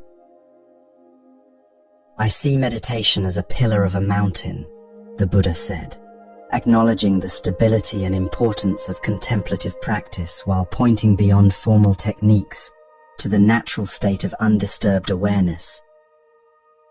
Nirvana appears to me as a nightmare of daytime, for even the concept of perfect peace becomes a disturbance when we grasp at it. Finally, in words that would echo through centuries of Buddhist teaching, the Buddha concluded, I look upon the judgment of right and wrong as the serpentine dance of a dragon, and the rise and fall of beliefs as but traces left by the four seasons. With this ultimate teaching, the Buddha revealed that enlightened awareness transcends even moral categories and philosophical positions. Not because ethics become irrelevant, but because wisdom responds to each situation with such natural appropriateness that rigid rules and fixed beliefs become unnecessary. Like the changing seasons, all human concepts arise, serve their purpose, and naturally pass away within the unchanging space of pure awareness. These final words point toward a unity so complete that it includes and transcends all apparent opposites. In this ultimate perspective, seeker and sought, teacher and student, ignorance and wisdom are revealed as temporary modifications of the same underlying consciousness. The Buddha's teaching was complete, not because he had said everything there was to say, but because he had pointed directly to the source from which all words and silence arise.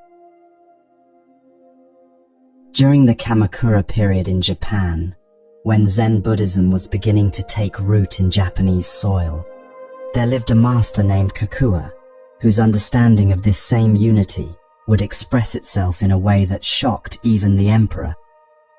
Kakua had traveled to China to receive authentic transmission from the lineage masters there, becoming the first Japanese monk to study Zen in its homeland. When he returned to Japan after years of intensive practice, his approach to teaching would demonstrate something profound about the relationship between words and ultimate truth. Word of Kakua's accomplishment reached the imperial court, where the emperor himself had developed an interest in this new form of Buddhism. Unlike the elaborate philosophical schools that had dominated Japanese Buddhism for centuries, Zen promised direct insight into the nature of mind itself. The emperor requested that Kakua come to the palace to explain these teachings, for the benefit of the court. Kukua accepted the imperial invitation and appeared before the emperor as requested. The entire court assembled to hear what wisdom this master had brought back from China. They expected learned discourse, perhaps demonstrations of meditation techniques, or at least explanations of the profound insights he had gained during his years of study. Instead, Kukua stood before the emperor in complete silence. Minutes passed without a word. The courtiers shifted uncomfortably, wondering if the master was waiting for some formal protocol or struggling to find appropriate words for such an august audience. Then, from the folds of his simple robe, Kukua produced a bamboo flute. He raised it to his lips and played a single, clear note that resonated through the silent hall. The sound hung in the air for a moment, pure and complete, containing everything that needed to be said. Without another sound, Kukua bowed politely to the emperor and walked away. He disappeared from the capital that very day and was never seen at court again. This extraordinary teaching demonstrated something that volumes of explanation could never convey. The single note contained the entire essence of Zen, direct pointing to the nature of mind, beyond the complications of philosophical discussion. In that moment of pure sound arising from silence and returning to silence, Kukua had revealed the complete unity that underlies all apparent diversity. The emperor, rather than feeling confused or insulted by this unconventional teaching, recognized that he had witnessed something far more valuable than any lecture. The flute's note had pointed directly to the same undivided awareness that the Buddha had described in his final teaching. It was a sound that emerged from emptiness, manifested briefly in the realm of form, and dissolved back into the boundless silence from which it came. This wasn't mystical symbolism, but a practical demonstration of how experience actually occurs in every moment. Thoughts arise from mental silence and return to silence. Emotions emerge from inner stillness and dissolve back into peace. Even our sense of being a separate self appears within awareness and ultimately resolves into the unity that was never actually broken. In the same era when Kukua was teaching through silence and single notes, another profound demonstration of unity was occurring through the acute perception of a man who had lost his physical sight, but gained something far more valuable. This blind man lived near the temple where the master Bankei taught, and his unusual sensitivity would reveal something remarkable about the difference between hearing words and perceiving truth. His story shows how authentic wisdom expresses itself in ways that transcend the content of any particular teaching. Because of his blindness, this man had developed extraordinary sensitivity to the subtle qualities of human speech. Unable to judge people by their appearance or be distracted by visual cues, he had learned to hear directly into the heart of whatever anyone expressed. Over years of careful listening, he had discovered that most human communication contains hidden layers of meaning that contradict the surface message. "Since I cannot watch people's faces," he explained to a friend, "I must judge character by the sound of voice alone. Ordinarily, when I hear someone congratulate another upon their happiness or success, I also hear a secret tone of envy threading through their words. When condolences are expressed for someone's misfortune, I can detect pleasure and satisfaction, as if the speaker is secretly glad that someone else's difficulties make their own situations seem better by comparison. This penetrating awareness had made him somewhat cynical about human nature. He had learned to expect that people's public expressions would be contradicted by private feelings. Kindness often masked competition. Sympathy frequently concealed schadenfreude. Congratulations regularly hid resentment. But when he listened to Bankei's voice, something completely different emerged. In all my experience, the blind man marveled. Bankei's voice was always sincere. Whenever he expressed happiness, I heard nothing but happiness. Whenever he expressed sorrow, sorrow was all I heard. There were no hidden agendas, no contradictory undertones, no gap between what he said and what he felt. This testimony reveals something profound about what happens when consciousness becomes unified. Bankei had achieved such complete integration that his thoughts, feelings, words, and actions arose from the same undivided source. He had transcended the internal conflicts that create the duplicity the blind man detected in most people.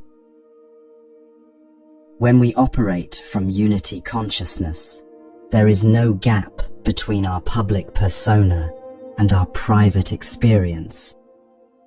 We don't need to manage different versions of ourselves for different audiences, because there is only one authentic self, expressing itself appropriately in each situation. This doesn't mean we become naive or lose the ability to understand social context. Rather, we respond to each circumstance with such natural wisdom that pretense becomes unnecessary. As we reach the end of our journey through these timeless stories, we can see how each tale has been pointing toward the same fundamental recognition. Whether it was Nanin's empty cup, Hakuin's, "Is that so?" Gudo's compassion for the gambling husband, or Subuti's wordless teaching, every story has revealed different facets of the same underlying truth. Consciousness is already unified. We simply need to stop creating the illusion of separation. The Zen masters whose wisdom we've encountered didn't achieve some extraordinary state that made them different from ordinary human beings. They simply recognized what the Buddha pointed to in his final teaching, that the awareness in which all experiences arise is itself beyond birth and death, beyond success and failure, beyond seeking and finding. This recognition doesn't solve all practical problems or eliminate the natural challenges of human existence, but it provides an unshakable foundation of peace that remains stable regardless of what circumstances might appear. In recognizing this unity, we discover that every moment of our lives has been a teaching, every person we've encountered has been a teacher, and every experience we've had has been perfectly designed to guide us toward this recognition.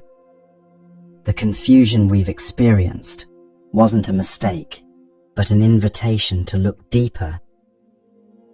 The suffering we've endured wasn't punishment, but a signal that we were looking for happiness in temporary things. The joy we felt wasn't separate from us, but a glimpse of our natural state. Like the Buddha's final breath, like Kikua's single note, like the sincerity that flowed through Bankei's voice. This recognition is both the most extraordinary discovery possible and the most natural thing in the world.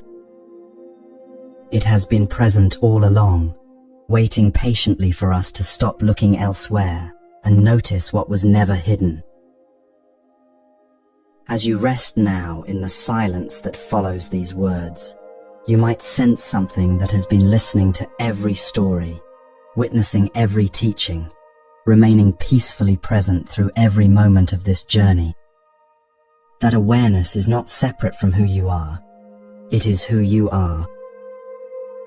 It is the same consciousness that looked through the Buddha's eyes, that spoke through the Zen master's voices, and that recognizes itself in this very moment as the source and destination of all seeking. In this recognition, the circle completes itself. Seeker and sought are revealed as one. Teacher and student dissolve into the same understanding. All the stories resolve into the storyless awareness that has been present from the beginning, dreaming itself into endless forms, while never leaving its natural state of perfect peace. This is the ultimate teaching, beyond all teachings. This is the final story, in which every story finds its completion. Rest here, in the unity that was never broken, as consciousness recognizes itself as both the journey and the destination, both the question and the answer, both the dreamer and the dream. Welcome home.